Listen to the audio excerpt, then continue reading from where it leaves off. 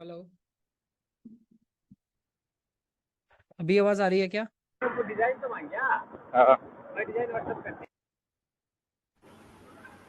All right, I think अभी बच्चे बोल रहे हैं दे कैन हियर मी। आप में से अभी मैंने परमिशन दिया हुआ है सभी को माइक ऑन करने का, बट प्लीज माइक ऑन मत करिए वरना मेरे को फिर ऑफ करना पड़ेगा सभी के लिए, है ना? तो जब तक आपका कोई डाउट नहीं है, कोई पॉइंट नहीं है, जब तक आप कोशिश करिए कि आपको अनम्यूट करने की जरूरत ना पड़े, है ना? देखिए, 2 दिन से काफी सारे इश्यूज रिपोर्ट हो रहे थे हमारे। जो जिस तरह से हम लाइव क्लास ले रहे थे उसमें मेरे को भी लगा कि मेरा फोटो भी जो साइड में आता है, मुझे बार बार स्क्रीन शेयरिंग के साथ साथ चीजें करनी होती हैं। तो पीडीएफ लोडिंग का इशू आ रहा था, जो आपको कलर पैलेट था वो इशू आ रहा था। तो मैंने आज ट्राई किया है कि हम ये सेशन जूम पर लें, तो होपफुली आज कोई इशू नहीं होगा। अभी मेरी आवाज़ ठीक आ रही है, वीडियो ठीक दिख रहा है।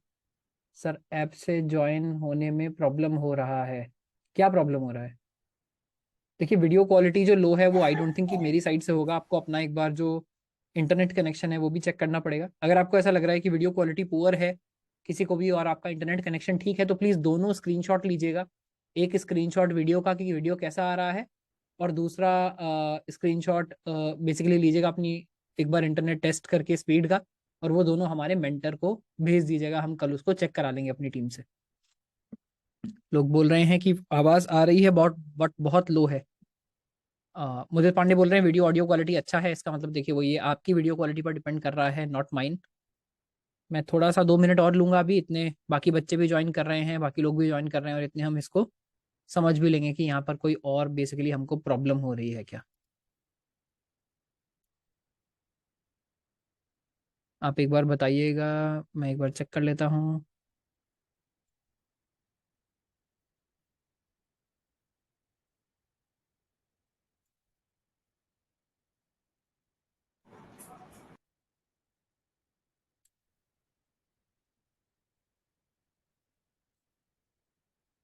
बिल्कुल सही बात है। देखिए, जूम डेटा ज़्यादा लेता है, बट जब तक हमारा जो पहले वाला क्लास वाला है वो जब तक ठीक नहीं होता ठीक से, है ना? देखिए, कल की रिकॉर्डिंग भी नहीं आ पाई, उसका भी मेरे को एक बैकअप जो था वो डालना पड़ा उन कुछ बच्चों के लिए। वैसे मोस्ट ऑफ द लोग यहाँ पर लाइव क्लासेस अटेंड कर रहे हैं, which is a very very good thing, है ना? बट कुछ लोगों के लिए हमको वो करना पड़ा क्योंकि कुछ लोग रिकॉर्डिंग देखना चाहते हैं, और रिकॉर्डिंग उसकी आज तक भी नहीं आई थी, है ना? तो देखते हैं। तो चलिए, एक बार ज़रा कमेंट करके बताइए, कल की क्लास तक कुछ हमको समझ आ रहा है? किसी का कोई डाउट है? अगर कल की क्लास में किसी का कोई डाउट था तो भी माइक ऑन करके आप पूछ सकते हो अभी क्लास के स्टार्टिंग में। फिर हमने जो कल असाइनमेंट दिया था वो सर हम एक कोशिश डाउट है। करेंगे। कौन बात कर रहा है, पहले नाम बताइए। सर वही हेलो सर। हाँ, बताइए रोहित जी। सर बोले हैं कि सर ड्रॉप डाउन करने में सर दिक्कत आ जा रहा है, हमसे नहीं हो रहा है ड्रॉप डाउन। जैसे index dot H T M L sir लिख के 2-3 फाइल बनाते हैं तो एक फोल्डर में जैसे रखते हैं ड्रॉप डाउन करके, तो सर वो मेरे में नहीं हो रहा है सिस्टम।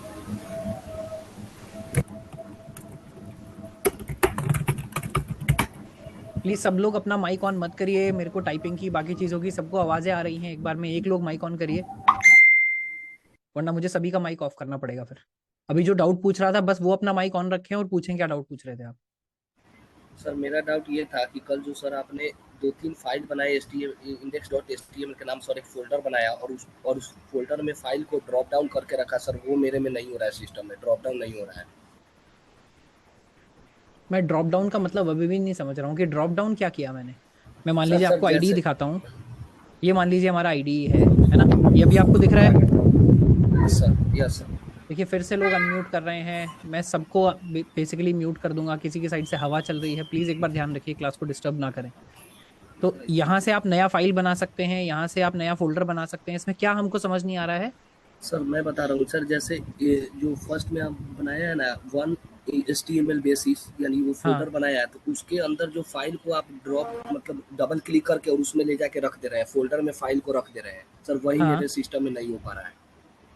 तो आप मैनुअली मूव कर लीजिए। मुझे पता नहीं कि आप ठीक से नहीं कर रहे हैं या क्या प्रॉब्लम है, बट फाइल तो आप नॉर्मल अपने सिस्टम में खोल कर भी मूव कर सकते हैं ना उस फोल्डर के सर अंदर। तो उस तरह में टाइम लगेगा, टाइम कोलैप्स होगा ज़्यादा। अच्छा, तो देखिए, जैसे जो टूल वाली प्रॉब्लम्स है ना, ये मैं रिजॉल्व नहीं कर पाऊंगा। ये आपको या तो मेंटर से अपने पूछना है डेली बेसिस पर, या एक बार गूगल करना है ना। एक बार मेंटर से पूछिए, उसके बाद मैं इंडिविजुअली इसको सॉल्व करूंगा जो हमने पढ़ाया था। अगर उसमें और कोई डाउट है किसी का तो पूछ सकते हैं। रोहित जी, आप एक बार अपने मेंटर से पूछिएगा।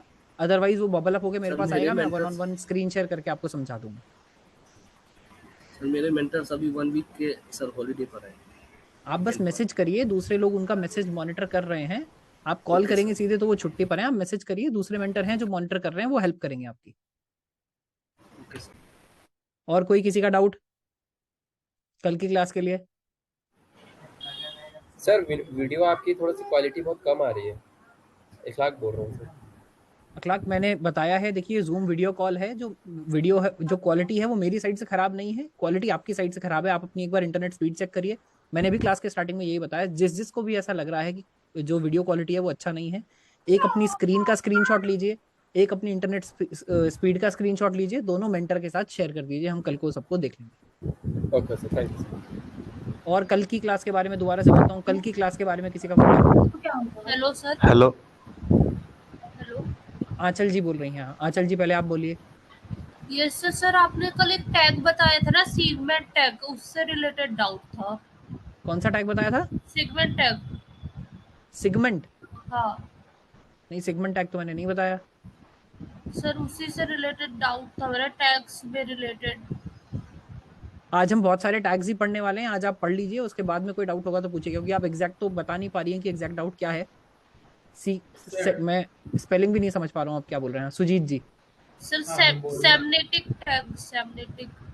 आप सिमेंटिक टैग्स बोल रही हैं आंचल जी, वो भी हमने पढ़ाया ही नहीं है, वो परसों की क्लास में पढ़ाएंगे, तब पूछिएगा। Sir dog hello. टाइप का मतलब क्या है? हाँ, पहले सुजीत जी को बोलनी चाहिए थी। हाँ सुजीत जी। हाँ, मैं बोल रहा हूँ सर, डॉग टाइप एचटीएमएल है, उस टैग का मतलब क्या है? उसका उस ऊपर में, सबसे ऊपर में जो था, हाँ, वो डॉग हमने टाइप अपने नोट्स में एचटीएमएल। देखा होगा ना, हमने सबसे पहले लिखा था, वो ये बताता है कि हम HTML5 लेटेस्ट वर्जन यूज कर रहे हैं। वर्जन आपको बताने की जरूरत नहीं पड़ती है, बट वो लेटेस्ट तरीका है ये बताने का कि लेटेस्ट वर्जन जो है HTML का वो हम यूज कर रहे हैं। आंचल जी, आपका डाउट हो गया है तो अपने आप को म्यूट कर लीजिए दोबारा, और आई थिंक एक और कोई डाउट पूछ रहा था, वो पूछिए।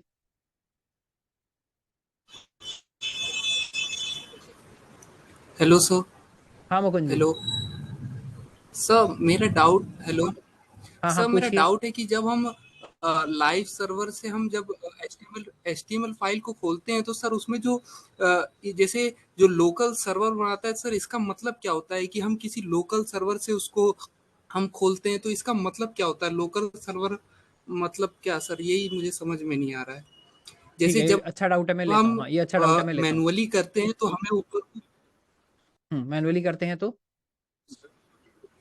सर जैसे मैनुअली हम करते हैं बिना क्या कहते हैं वीएस कोड को चलाए, जैसे मैनुअली करते हैं तो ऊपर जो एड्रेस आता है उसमें सर वो पोर्ट नंबर वो लिख के नहीं आता है जब हम मैं लाइव एक्सप्लेन सर्वर करता से हूँ, नहीं ठीक है। करते हैं। मैं लाइव सर्वर एक्सप्लेन करता हूँ क्या होता है। किसी और का कोई और डाउट है क्या? ठीक है, तो हम लाइव सर्वर एक्सप्लेन करते हैं, उसके बाद फिर आज की क्लास स्टार्ट करेंगे। ऑलरेडी 10 मिनट हो गए हैं। तो देखिए मुकुंद जी और बाकी सबके लिए भी, लाइव सर्वर क्या होता है, जैसे हमने बनाया, हम यहाँ से कोई भी फाइल खोलते हैं, जैसे index.html खोल लेता हूँ, जो हमने फर्स्ट प्रोजेक्ट में खोली है, इसको मैं खोल लेता हूँ ओपन विद लाइव सर्वर, है ना। तो जैसे ही मैं ओपन विद लाइव सर्वर कर रहा हूँ, देखिए ऊपर चला गया मेरा विंडो, में इसको नीचे ले आता हूँ, है ना, आपके सामने ले आता हूँ। तो देखिए इस तरह से खुल गया है, सही बात कर रहे हैं, ये क्या खुल रहा है, तो देखिए क्या है, जब मैंने मान लीजिए google.com लिखा है ना, मैं एक बार ब्राउजर पर चलता हूँ, एक बार ब्राउजर की तरफ चलते हैं, है ना, मेरे को शायद खो गया ब्राउजर, हमने कहाँ डाला था। चलिए अभी फिलहाल यही ब्राउजर हम ले लेते हैं, है ना। तो मान लीजिए ब्राउजर है, मैं यहाँ क्या खोलता हूँ, google.com खोल लेता हूँ एक बार, है ना। google.com जब हमने खोला तो देखिए क्या हुआ, google.com का HTML पेज खुल गया।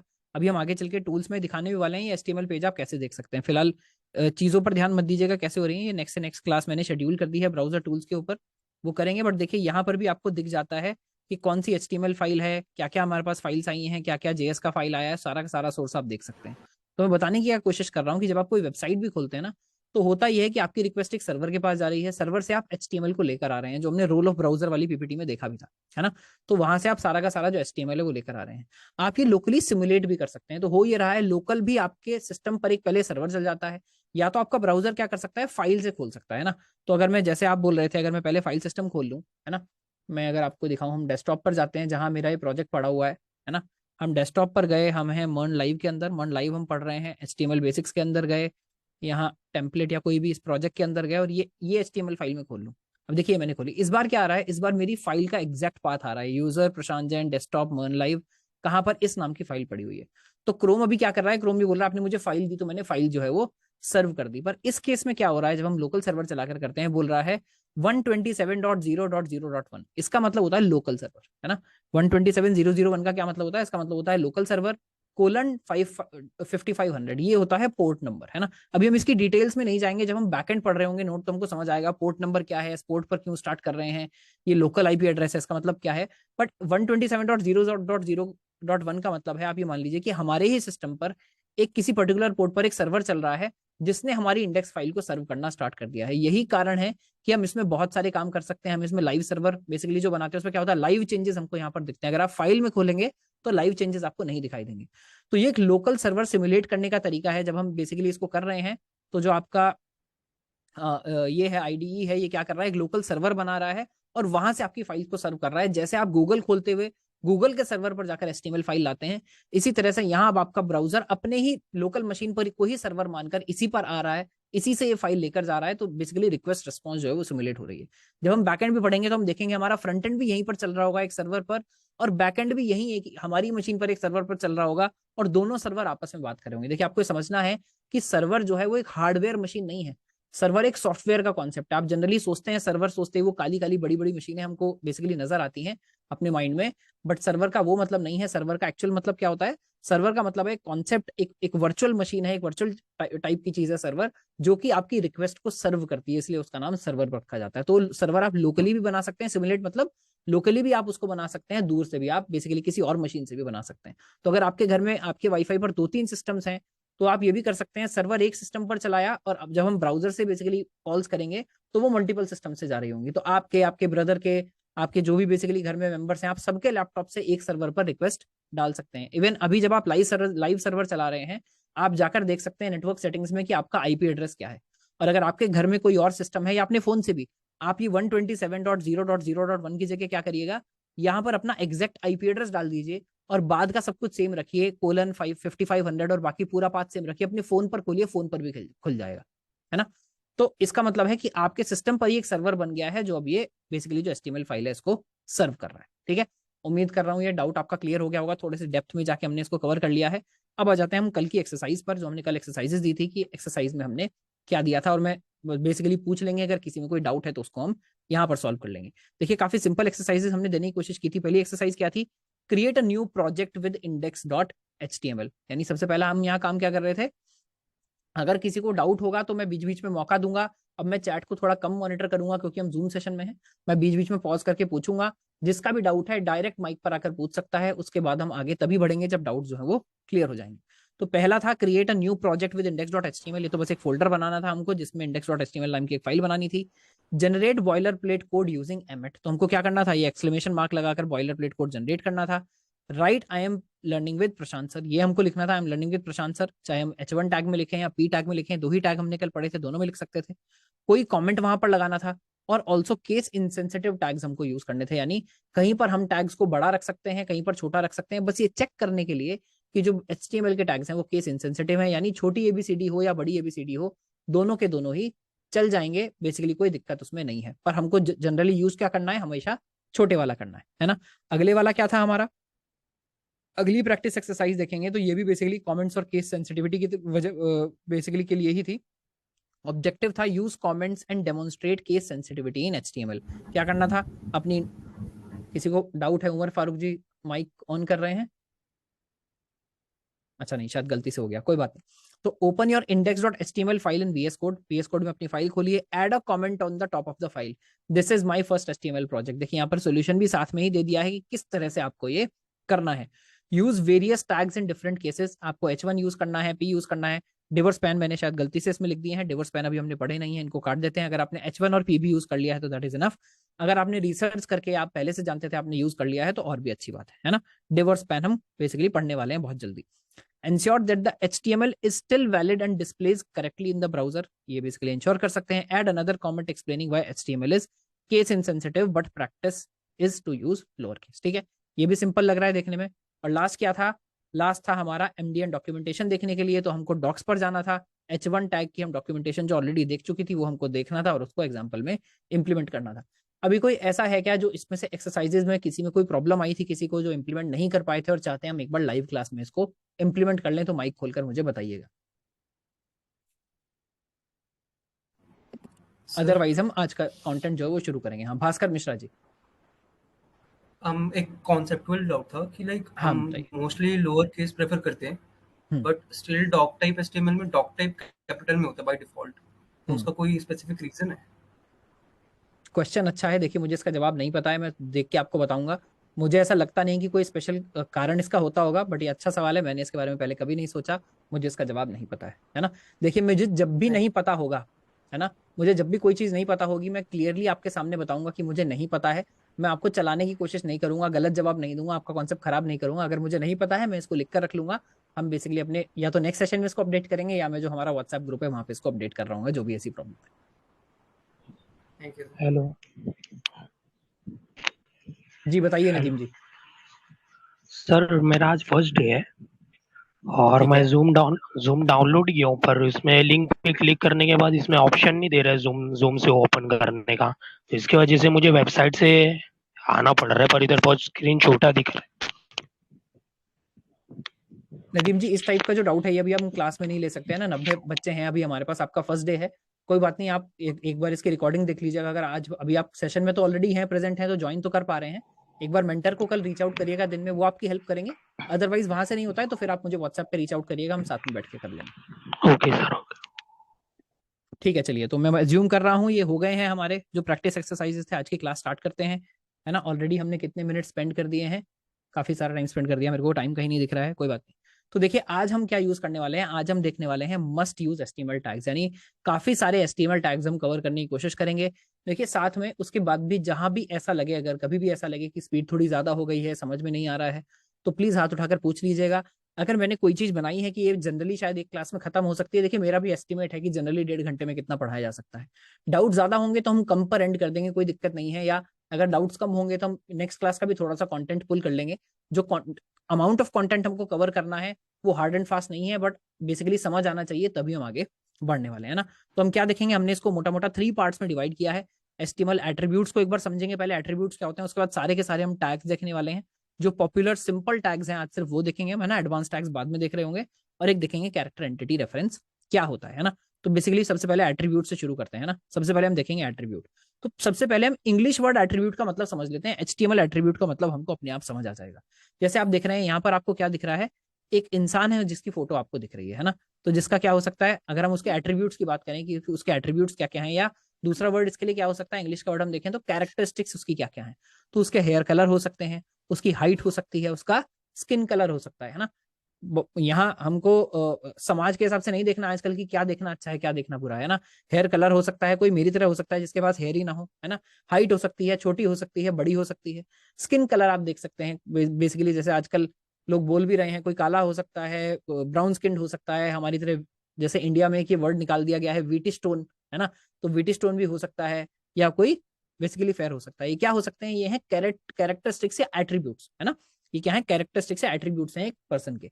इसी तरह से हम कैरेक्टरिस्टिक्स या एट्रीब्यूट्स रख सकते हैं किसी टैग्स के। देखिए जब तक अगर आप सब लोगों को मान लें कि भाई सब ह्यूमंस हैं, है ना। अगर आप सबको सिर्फ ह्यूमन कहकर ट्रीट करें तो क्या होगा, कोई डिफरेंशिएशन नहीं है आपस में, है ना। 7 बिलियन लोग यानी 700 करोड़ लोग हैं दुनिया में, शायद 800 करोड़ अभी की तारीख में हो गए हैं। अगर हमको उनमें सब में थोड़ा थोड़ा डिफरेंशिएशन करना है, देखिए हर आदमी इंडिविजुअली अलग है, तो इंडिविजुअली अलग कैसे है, एट्रीब्यूट्स के बेसिस पर है। हम उनका जेंडर जो है वो डिफाइन कर सकते हैं, जैसे मैंने कहा हाइट डिफाइन कर सकते हैं, कलर डिफाइन कर सकते हैं, और बहुत सारी चीजें हम इस तरह की डिफाइन कर सकते हैं, जिससे धीरे धीरे हम थोड़े थोड़े चेंजेस जो हैं वो ह्यूमंस पे ला सकते हैं अलग अलग करने के लिए। यही काम हमारे जो टैग्स हैं वो भी करते हैं। टैग्स कैसे एट्रीब्यूट को यूज करते हैं वो देख लेते हैं। तो देखिए टैग क्या है, जब आप कोई टैग, अभी तक हम डिफाइन कर रहे थे, हमने देखा था हेडिंग 1 यानी H1 टैग हमने देखा, H1 से H6 तक हमने पैराग्राफ टैग देखा है, P से जो हम डिफाइन कर रहे थे। अब क्या है, एक तो आप डिफाइन कर रहे थे टेक्स्ट के अंदर, बेसिकली सॉरी टैग के अंदर का कंटेंट, है ना। हमने कहा था कंटेंट क्या हो सकती है, कंटेंट 2 चीजें हो सकती हैं। या तो कंटेंट में नॉर्मल टेक्स्ट का या बेसिकली इमेज व्हाटएवर कुछ कंटेंट हो सकता है, या कंटेंट के अंदर दूसरे टैग्स भी हो सकते हैं ना। ऐसा हो सकता है कि आपके टैग के बहुत सारे बच्चे हैं जो अदर टैग्स हैं। एट्रीब्यूट क्या है, एट्रीब्यूट कंटेंट नहीं है, पर एट्रीब्यूट ऐसी प्रॉपर्टी है, यानी अगेन ऐसा एट्रीब्यूट है जो उस टैग को बाकी सिमिलर टैग से अलग बनाता है ना। तो ये क्या करता है, this provides additional information about elements. तो एलिमेंट क्या है, एलिमेंट की कलम ने डेफिनेशन देखी थी, ये पूरा का पूरा जो है वो एलिमेंट होता है, यानी ओपनिंग टैग, क्लोजिंग टैग और कंटेंट मिलाकर एलिमेंट होता है। अगर मल्टीपल एलिमेंट्स को आपको हल्का सा डिफरेंशिएट करना है या उनके बारे में कोई एडिशनल इंफॉर्मेशन डिफाइन करनी है तो वो आप करते हैं बेसिकली एट्रीब्यूट्स, है ना। तो ये कहाँ प्लेस किए जाते हैं, विद इन ओपनिंग टैग्स। तो इनको हम डिफाइन कहाँ करते हैं, देखिए ओपनिंग टैग का जो बेसिकली दूसरा एंगुलर ब्रैकेट है ये कहाँ आ गया है, ये आ गया है एंड में। तो टैग का पहले आप ओपनिंग ब्रैकेट, ओपनिंग ये बेसिकली एंगल ब्रैकेट लगाएंगे, या बेसिकली लेस देन ऑपरेटर आप बोल लीजिए इसको, लेस देन ऑपरेटर लगाएंगे, फिर टैग का नाम लिखेंगे, पैराग्राफ हो सकता है। देखिए टैग ये सिर्फ एग्जांपल है, टैग कोई टैग नहीं है, है ना। यहाँ पी हो सकता है, एच हो सकता है, और जो हम आगे इतने सारे टैग्स पढ़ेंगे वो हो सकते हैं। और उसके बाद आएगा एट्रीब्यूट, है ना। इसके कॉमन एग्जांपल्स क्या हैं, ये सारे कॉमन एट्रीब्यूट्स हैं, एचरेफ, सोर्स, ऑल्ट। ये अभी हम आगे यूज करके देखेंगे कि इनको यूज कैसे करते हैं, अभी तक हमने इनके किसी का यूज देखा नहीं है। यहाँ अभी हम, मेरा मोटिव क्या है, मेरा मोटिव ये है कि आपको ये समझ आ जाए कि एट्रीब्यूट जो है वो होता क्या है और उसका पर्पज क्या है। उसके बाद हम बोल रहे हैं सिंटैक्स क्या होता है। तो सिंटैक्स होता है एट्रीब्यूट का, पहले एट्रीब्यूट का नाम आएगा, इक्वल टू आएगा, और बेसिकली डबल कोट्स में उसका वैल्यू आएगा। अगर स्ट्रिंग है तो डबल कोट्स में आ रहा है, जरूरी नहीं है कि एट्रीब्यूट की वैल्यू डबल कोट्स में आए। एंड उसके बाद क्या है, कैन बी सिंगल और मल्टीपल पर एलिमेंट, यानी एक अगर टैग एलिमेंट में डिफाइन कर रहा हूं उसके अंदर एक एट्रीब्यूट भी हो सकता है और इसके अंदर मल्टीपल एट्रीब्यूट्स भी हो सकते हैं एक के साथ साथ, है ना। जैसे हमने पहले जब हम पर्सन की डिफाइन कर रहे थे तो हमने उसका हाइट भी डिफाइन किया, हेयर कलर भी डिफाइन किया, स्किन कलर भी डिफाइन किया, है ना। इस तरह से मल्टीपल एट्रीब्यूट्स भी आप एक ही टैग के बारे में डिफाइन कर सकते हैं, है ना। इसी तरह का, अब जैसे हमने टैग देख लिया, इसी तरह का एक, सॉरी, जैसा हमने एट्रीब्यूट देख लिया, एक जो सबसे इंपॉर्टेंट एट्रीब्यूट है आगे चल के हम जो बहुत ज्यादा यूज करने वाले हैं उसका नाम होता है आईडी, है ना। ये जो एट्रीब्यूट है इसको बहुत जगह आप प्रॉपर्टी भी बोलेंगे, है ना, अलग अलग नाम से यूज होता है, बात वही एक ही है। होता क्या है, देखिए अब हम यहाँ पर क्या कर रहे हैं, डिव अभी हमने पढ़ा नहीं है, बट डिव भी आप मान लीजिए एक तरह का टैग है यहाँ पर, है ना। और डिव के अंदर हम क्या कर रहे हैं, एक प्रॉपर्टी डिफाइन कर रहे हैं आईडी, और मान लीजिए मैंने इसकी आईडी डिफाइन कर दी हेडर। देखिए क्या है, एंगल ब्रैकेट लगाया, डिव लिखा, यहाँ पर आप मान लीजिए इसको पी है ये, या H1 है, कुछ भी है, इक्वल टू हेडर, और उसके अंदर मैंने उसका जो भी कंटेंट है वो लिखा हुआ है। इससे हो क्या रहा है, अगर हम इसका आउटपुट देखेंगे तो output is exactly the same, but ये यूनिक आइडेंटिफायर है। Each ID should be unique with in a page, यानी मैं कितने भी पैराग्राफ लिख सकता हूं अपने पेज के अंदर, कितने भी हेडिंग्स में लिख सकता हूं अपने पेज के अंदर, बट हर बेसिकली चाहे जितने भी तरह के एलिमेंट्स हो, जिस भी टाइप के एलिमेंट्स हो, जो आईडी है उसकी ये प्रॉपर्टी है कि आईडी आपको पेज पर यूनिक रखनी चाहिए। आपको ये कोशिश करनी है। देखिए अगर आईडी यूनिक नहीं होगी तो यहाँ पर कोई एरर नहीं आता है। ब्राउजर जो है वो बहुत फॉरगिविंग होते हैं, क्योंकि वो कहाँ है, वो इंटरनेट की दुनिया में काम कर रहे हैं ब्राउजर। उनको आदत है लोगों की गलतियां झेलने की। अगर मान लीजिए पहली बार पेज पर जब कोई एरर आए और क्रोम सडनली ये दिखाने लगे कि ये तो एरर है, मैं ये पेज नहीं खोल पाऊंगा, तो आप धीरे धीरे क्रोम को यूज करना बंद कर देंगे। यार किसी पेज पर कुछ भी एरर होती है, दिखाई नहीं पता, है ना। ये क्या करता है, एकदम से एरर दिखाने लगता है। तो ब्राउजर जो है बहुत ज्यादा फॉरगिविंग होते हैं। आप जावास्क्रिप्ट में भी थोड़ी बहुत इधर उधर कर देंगे, वो चला लेते हैं। आपने ओपनिंग टैग लगाया, क्लोजिंग टैग नहीं लगाया, वो जैसे तैसे करके आपके पेज को रेंडर कर ही देगा। उसको जितनी अंडरस्टैंडिंग होगी, बेस्ट एफर्ट बेसिस पे आपके पेज को रेंडर कर देगा। तो आईडी अगर आप मल्टीपल देंगे तो आपको पता नहीं चलेगा, पता जब चलेगा जब आपका कोई काम होगा जो आपने आईडी के बेसिस पर किया होगा, जो नहीं हो पाएगा। तो ध्यान रखना है, एक पेज में HTML, जब बेसिकली एक पेज आपका ब्राउजर के अंदर खुला हुआ है, आईडी जो है वो रिपीट नहीं होनी चाहिए। उसके बाद एंकरिंग, यानी this allows direct links to section using hashtag ID syntax and URLs. अभी हम आगे चल के देखेंगे लिंक्स बनाना। आप एक पेज से दूसरे पेज पर लिंक बना सकते हैं, आप एक पेज से सेम पेज पर भी लिंक बना सकते हैं। आपने बहुत जगह देखा होगा, कई बार क्या होता है, मूव टू टॉप का एक बटन होता है पेज में, या आप एक ही पेज पर जब कोई लिंक दबाते हैं तो क्या होता है, पेज बस स्क्रॉल होकर नीचे आ जाता है। वो कैसे आता है, वो इस आईडी के बेसिस पर ही आता है। आप क्या कर सकते हैं, आप लिंक कर सकते हैं किसी भी एलिमेंट की आईडी को। जब हम लिंक बनाना देखेंगे तो देखेंगे वो कैसे करते हैं। आप लिंक कर सकते हैं किसी भी एलिमेंट की आईडी को, और उसके बाद क्या होगा, आप जैसे ही उस लिंक पर क्लिक करेंगे, वो जो बेसिकली जो भी वो एलिमेंट है वो पेज पर जहां भी है वो कहाँ होगा, एकदम से सेंटर में आ जाएगा। और इसके अलावा इसका मेन यूज क्या है, जब हम CSS देखेंगे और जावास्क्रिप्ट देखेंगे तो उसमें भी बहुत ज्यादा यूज होता है to target a particular element. देखिए CSS क्या करता है, CSS डिफाइन कर रहा है कलर, अलग अलग प्रॉपर्टीज, पोजीशन, सब ये डिफाइन करना है उसको। पर वो डिफाइन कैसे करेगा, देखिए HTML फाइल बिल्कुल अलग है, CSS फाइल बिल्कुल अलग है। जब आप CSS में बोलेंगे कि भाई जाओ मेरी एक हेडिंग है उसको ढूंढो और उसका कलर जो है वो रेड कर दो, उसका साइज जो है वो बड़ा कर दो, उसको पेज के सेंटर में लगा दो, उसको पेज के ऊपर लगा दो, वो बोलेगा भाई आपने तो 50 हेडिंग टैग डिफाइन किए हुए हैं, किसके बारे में बात हो रही है।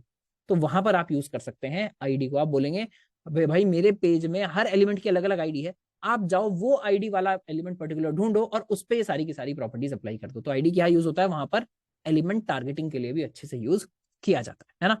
यहाँ बस हम पहले आपको इतना बताना चाह रहे थे, एक एट्रीब्यूट की डेफिनेशन बेसिक और आईडी, उसके बाद हम बेसिक टैग्स पढ़ेंगे और उसमें साथ साथ एट्रीब्यूट्स भी हम यूज करते रहेंगे, है ना। तो अब हम आ गए HTML टैग्स पर। एक बार यहाँ पॉज करता हूँ, जो भी डाउट है वो यहाँ पर पूछ सकते हैं क्या, अगर इसमें हमको कुछ समझ नहीं आया है कि एट्रीब्यूट क्या होता है या एट्रीब्यूट हम क्यों डिफाइन कर रहे हैं या आईडी एट्रीब्यूट का क्या मतलब है, क्या काम है, तो माइक आप ऑन करिए और बेझिझक अपना जो भी सवाल है वो आप पूछ सकते हैं। सर नेम इक्वल टू जो वैल्यू लिखे है उसका मतलब नहीं। देखिए ये एग्जाम्पल है ना। अभी जब हम डिफाइन करेंगे, जैसे एट्रीब्यूट इक्वल टू वैल्यू लिखा हुआ है या नेम इक्वल टू वैल्यू लिखा हुआ है, ये हमने बताया है कि फॉर्मेट है एट्रीब्यूट, यानी इसका मतलब क्या हुआ, जब हम आईडी डिफाइन कर रहे हैं तो आईडी इक्वल टू, मान लीजिए मैंने डिफाइन कर दिया फर्स्ट एलिमेंट, है ना, मेरे पीछे ही छुप गया होगा, सॉरी, है ना, मैंने आईडी डिफाइन कर दिया फर्स्ट एलिमेंट, तो इस केस में हम क्या बोल रहे हैं, एट्रीब्यूट का ये नाम है, ये वैल्यू है ना। कोई बोलेगा कौन सा एट्रीब्यूट है, आप बोलेंगे आईडी एट्रीब्यूट है और उसकी वैल्यू क्या है, फर्स्ट एलिमेंट है। तो यहाँ यही डिफाइन करने की कोशिश की गई है कि सिंटैक्स क्या होगा, पहले आप अपने एट्रीब्यूट का नाम लिखेंगे, फिर एक इक्वल टू लगाएंगे और इस इक्वल टू के बाद उसकी वैल्यू आप दे रहे हैं, इसका ये मतलब। और पूछिए, और किसी को कोई डाउट है क्या?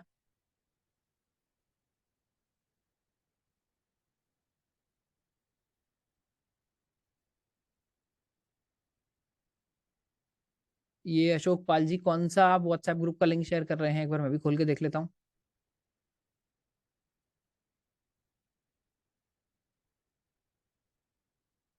अच्छा, ये बच्चे कोई आपस में अगर ग्रुप बनाने की कोशिश कर रहे हैं, देखिए मैं जनरली वैसे ये सब रिकमेंड नहीं करता हूँ, बट खैर आपकी मर्जी है, आपको आपस में कॉन्वर्सेशन करने के लिए कोई ग्रुप बनाना है तो आप बना सकते हैं, बट कोशिश करिए कि रोज उसमें बस गुड मॉर्निंग गुड इवनिंग और मीम्स ना शेयर हो रहे हो, उसमें पढ़ाई की बातें हो रही हो, है ना। वैसे पढ़ाई की बात करनी है तो वो तो आप डिस्कशन फोरम पे भी कर सकते हैं, मैं आपकी हेल्प कर पाऊंगा। तो चलिए खैर, एनीवे आपकी मर्जी है। व्हाट आर HTML एट्रीब्यूट्स, ये क्लियर हो गया, अभी और कोई डाउट नहीं पूछ रहा है तो मैं आगे बढ़ता हूँ और हम नेक्स्ट चीज शुरू करते हैं जो हमको यूज करने हैं, HTML टैग्स। ठीक है, किसी भी वक्त अगर किसी को डाउट होगा आगे तो बिल्कुल माइक खोलकर बेझिझक आप पूछ लीजिएगा।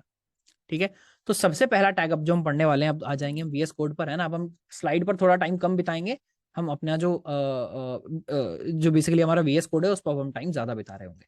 तो देखिए सबसे पहले देख लेते हैं BR टैग। सबसे पहले BR टैग क्यों देखने, भाई सबसे आसान है तो उसको सबसे पहले निपटा लेते हैं, है ना। BR टैग का क्या मतलब है, BR tag adds a line break within text, यानी कहीं टेक्स्ट है, टेक्स्ट के बीच में आपको नेक्स्ट लाइन पर जाना है तो उसके लिए यूज होता है। उसके लिए पहले मुझे आपको एक चीज और दिखानी है ताकि आपको समझ आए कि पहले प्रॉब्लम क्या है ना। तो मैं क्या करता हूँ, इसको मैं आधे में कर लेता हूँ और जो हमारा कोड है इसको भी मैं आधे में कर लेता हूँ, है ना। उम्मीद कर रहा हूँ दोनों चीजें आपको यहाँ पर दिख जाएंगी। तो हम क्या करते हैं, यहाँ एक नया फोल्डर बना लेते हैं,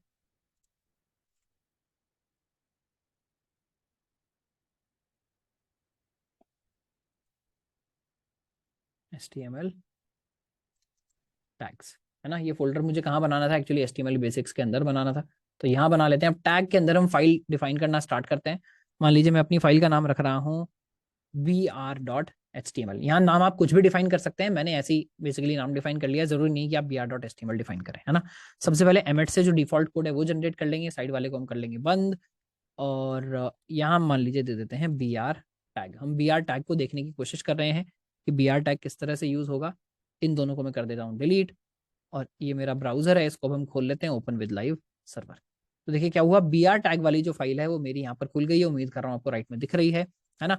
अब देखिए पर यहाँ पे भी कंटेंट कुछ नहीं दिखा है, बट एटलीस्ट मेरे पेज का जो टाइटल है वो चेंज हो गया। टाइटल हमने देखा था, टाइटल क्या होता है, टाइटल यहाँ दिखता है ऊपर, है ना। तो टाइटल चेंज हो गया। अब मैं क्या कर सकता हूँ, मान लीजिए मैं एक पैराग्राफ डिफाइन करता हूँ, है ना। पैराग्राफ में मुझे बहुत सारा टेक्स्ट डिफाइन करना है, तो एमेट का एक बेसिकली तरीका और है डिफाइन करने का। जैसे आप नॉर्मल एमेट डिफाइन करते हैं फॉर डिफॉल्ट कोड, आपको अगर बहुत सारा टेक्स्ट कहीं पर भी जनरेट करना है तो आप क्या लिख सकते हैं, आप लिख सकते हैं लॉरेम। देखिए मैंने जैसे ही लॉरेम लिखा तो ये दिखा रहा है लॉरेम क्या है, एक एमेट एब्रीविएशन है ना। लॉरेम के लिए मैं क्या करूंगा, मान लीजिए मैं लिख देता हूँ लॉरेम 100। आप लॉरेम 100 लिखकर जैसे ही एंटर दबाएंगे तो क्या करेगा, 100 वर्ड्स आपके लिए रैंडम वर्ड्स जनरेट कर देगा, जो आप कहीं पर बेसिकली प्रोग्रामिंग में शो कर सकते हैं, है ना। तो देखिए ये हमको समझ आ गया, अगर मेरे को 100 रैंडम वर्ड्स जनरेट करने हैं तो मैं लॉरेम 100 से जनरेट कर सकता हूँ। फिलहाल मैं इनको थोड़ा छोटा कर देता हूँ ताकि हमको मैनेजेबल रहे, है ना। तो मैंने मान लीजिए कि पैराग्राफ डिफाइन कर दिया है जो राइट में आपको लगातार आउटपुट दिखते जा रहा है। अब मैं क्या करता हूँ, मान लीजिए इसको मुझे नेक्स्ट लाइन में लेना है, यहाँ से मैं क्या करता हूँ, इसको 2 बार नेक्स्ट लाइन में कर देता हूँ।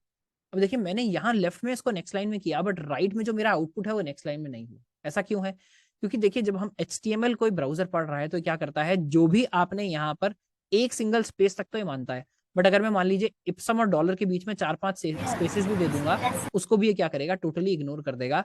और सारे यहाँ देखिए आपको लॉरम और इप्सम, सॉरी इप्सम और डॉलर के अंदर अभी भी बीच में क्या है, सिर्फ सिंगल स्पेस है। तो एक्स्ट्रा चाहे स्पेसेस हो चाहे नेक्स्ट लाइन कैरेक्टर्स हो, वो ब्राउजर जो है वो इग्नोर कर देता है ना। तो अब अगर हमको इन दोनों लाइनों के बीच में मान लीजिए गैप चाहिए, मैं चाहता हूं कि यहाँ से जो ये जो NEQUE वाली लाइन है नेक्स्ट लाइन में आए, तो मैं क्या करूंगा, उसके लिए आप यूज कर सकते हैं BR टैग। मैं जैसे ही देखिए यहाँ पर BR लिखकर एंटर दबाऊंगा तो क्या होगा, अब ये नेक्वा जो है देखिए एलिट के बाद नेक्स्ट लाइन में आ गया है। अगर मैं एक और BR टैग लगा दूंगा तो ये एक और नेक्स्ट लाइन में चला जाएगा।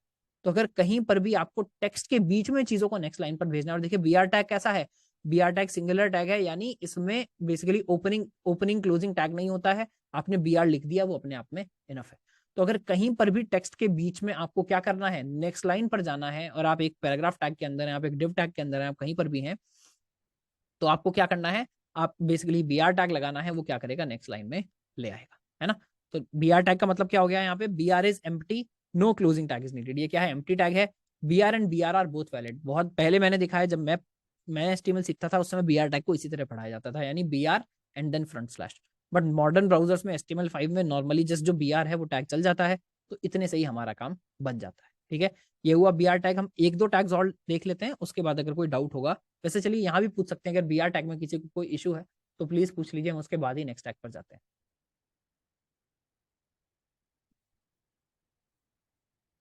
अनीजी लिख रहे हैं, does lorem come under HTML। देखिए जब मैं पॉज करता हूँ ना, अगर कमेंट मिस हो जा रहा है तो इसका मतलब ये नहीं मैं देख नहीं रहा हूँ, बाई चांस मैंने देख लिया, आप प्लीज अपना माइक ऑन करके पूछ लीजिए। देखिए HTML का ये पार्ट नहीं है, बट ये जो बेसिकली एमेट एब्रीविएशन है, ये एक तरह से आप मान लीजिए VS कोड अच्छे से यूज करने का पार्ट है। आप VS कोड में कोई और लैंग्वेज भी चला रहे होंगे तो वहां पर भी ये चल जाएगा। ठीक है, चलिए कोई डाउट नहीं पूछ रहा है तो मैं अज्यूम कर रहा हूँ कि या तो सबको सब समझ आ रहा है या किसी को कुछ भी नहीं समझ आ रहा है ना। पर क्योंकि हम अभी काफी ईजी वाले पोर्शन में है, तो मैं शायद अज्यूम कर रहा हूँ कि शायद सभी कुछ समझ आ रहा होगा, है ना। इसके बाद चलते हैं HR टैग पर। अगला टैग क्या है, अगला टैग है HR टैग। HR का मतलब क्या है, HR creates a horizontal rule, है ना। देखिए नाम से समझ आ रहा है काफी ज्यादा। HR का क्या मतलब है, HR का मतलब है हॉरिजॉन्टल रूल और लाइन। तो HR also empty acts as a divider. तो ये क्या है, HR भी सबसे पहले एम्प्टी टैग है, यानी इसमें भी आपको किसी और को डिफाइन करने की जरूरत नहीं है। वापस आ जाते हैं, एक बार इसको यूज करके देख लेते हैं। मान लीजिए जहां हमने BR लगाया था यहाँ नहीं लगाते। अब ये जो लाइन है यहाँ हमने SEQUI पर खत्म हुई है, फैसिलिस से आगे शुरू हो रही है, यहाँ मैं एक बार HR टैग लगा कर देख लेता हूँ। देखिए जैसी, अच्छा इसने कुछ और समझ लिया इसको, माफ कीजिएगा, टेक्स्ट के बीच में HR टैग देखिए जैसे ही हमने लगाया तो क्या हुआ, नेक्स्ट लाइन तो आई ही आई, बीच में एक पूरा यहाँ इसने हॉरिजॉन्टल रूल खींच दिया, है ना। रूल का मतलब क्या होता है, जैसे बचपन में जब हम ज्योमेट्री बॉक्स खरीद कर लाते थे तो उसके अंदर जो स्केल होता था उसको बोलते हैं रूल या रूलर, है ना। तो ये मान लीजिए अगर आपको पेज को कुछ हिस्सों में डिवाइड करना है जिससे यूजर को समझ आ जाए कि अच्छा ऊपर कुछ एक टाइप का कंटेंट ग्रुप्ड है, नीचे कुछ और टाइप का कंटेंट ग्रुप्ड है, तो आप ये HR टैग को यूज कर सकते हैं। आप जहां भी HR टैग यूज करेंगे वहां पेज के बीच में एक थ्रू एंड थ्रू पूरे में लाइन आ जाएगा, पेज में या बेसिकली इसके पेरेंट टैग के बीच में, वो भी हम देखेंगे आगे चल के CSS में। बट बेसिकली पूरे में शुरुआत से आखिर तक एक बेसिकली रूलर खिंच जाएगा, और बाकी जो भी आपका कंटेंट है वो HR के बाद आने वाला है। ठीक है, तो ये हो गया हमारा बेसिकली HR टैग, है ना। ये काफी सिंपल टैग से दोनों, इनमें से ज्यादा कुछ नहीं है। अगर बेसिकली नेक्स्ट लाइन जाना है तो आप BR यूज करेंगे, अगर बीच में हॉरिजॉन्टल रूलर बनाना है तो आप HR यूज करेंगे। इसके बाद आ जाते हैं थोड़े से अच्छे टैग पर, है ना, जो कि हमको काफी सुंदर लग रहा है देखने में। क्या नाम है इसका, नाम है इमेज टैग। यानी अगर पेजेस पर आपको कोई इमेजेस शो करनी है तो उसके लिए आप यूज कर सकते हैं इमेज टैग, है ना। तो यूज टू एम्बेड इमेजेस, सबसे पहले इसको इंप्लीमेंट करके देख लेते हैं हम इंप्लीमेंट कैसे करेंगे, है ना।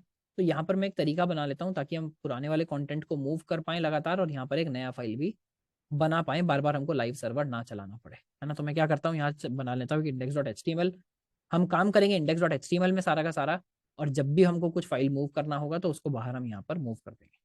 आपके नोट्स आपको बाद में समझ आ जाएं तो इसका नाम हम रख देते हैं BR एंड HR HTML, और अब index.html में हम देखेंगे इमेजेस को, है ना। तो सबसे पहले जो डिफॉल्ट कोड है वो हम जनरेट कर लेते हैं। अब देखिए इमेज दिखाने के लिए सबसे इंपॉर्टेंट बात क्या है, देखिए लाइव सर्वर फट गया क्योंकि वो फाइल को हमने नाम चेंज कर दिया। अभी जो नया वाला हमने बनाया है इमेज के लिए, इस पे हम फिर से लाइव सर्वर चला लेते हैं। तो मैंने फिर से बोल दिया ओपन विद लाइव सर्वर, नया लाइव सर्वर चल गया। तो यहाँ देखिए ऊपर इमेज नाम भी आ गया है। इमेज नाम का मतलब है हमारे यही वाला जो फाइल है यहाँ पर खुल गया है। इमेज दिखाने के लिए सबसे इंपॉर्टेंट चीज क्या है, मैं पहले बोल रहा था, इमेज दिखाने के लिए सबसे इंपॉर्टेंट चीज है आपके पास कोई एक इमेज होना चाहिए, है ना। तो पहले एक इमेज डाउनलोड कर लेते हैं। मान लीजिए हम जाते हैं गूगल पर, है ना, हम बोलते हैं भाई जरा HTML का जो आइकन होता है वो हमको डाउनलोड करा दीजिए। HTML आइकन यहाँ कर लेते हैं इमेजेस सर्च, है ना। देखिए सबसे पहले हमारा HTML का आइकन यहाँ आ गया है, तो हमको दिख रहा है। इसको मैं क्या करता हूँ, इसको मैं कर लेता हूँ कॉपी इमेज, और अपने फाइल में हम आते हैं यहाँ पर HTML टैग्स के अंदर, और HTML टैग्स के अंदर मैं लाके इसको कर देता हूँ पेस्ट। पेस्ट का ऑप्शन ही नहीं आ रहा है क्या? चलिए मैं यहाँ से क्या करता हूँ, एक बार ड्रॉप करके देख लेते हैं, शायद ड्रॉप करके डायरेक्टली आ जाएगा, वरना मैं इसको सेव एज करूँगा फिर। चलिए सेव एज करके देख लेते हैं। सेव इमेज एज, मैं जाता हूँ डेस्कटॉप पर, live, HTML basics, HTML tags, यहीं पर इसको सेव कर देते हैं। ये फाइनली मेरी इमेज जो है वो सेव हो गई है ना। यहाँ आपको इमेज जो है वो दिख भी रही है। नाम इसका बड़ा अजीब है ना, हमको बाद में पसीने आ जाएंगे। इसका नाम हम क्या कर लेते हैं, रीनेम कर लेते हैं HTML icon डॉट png, है ना।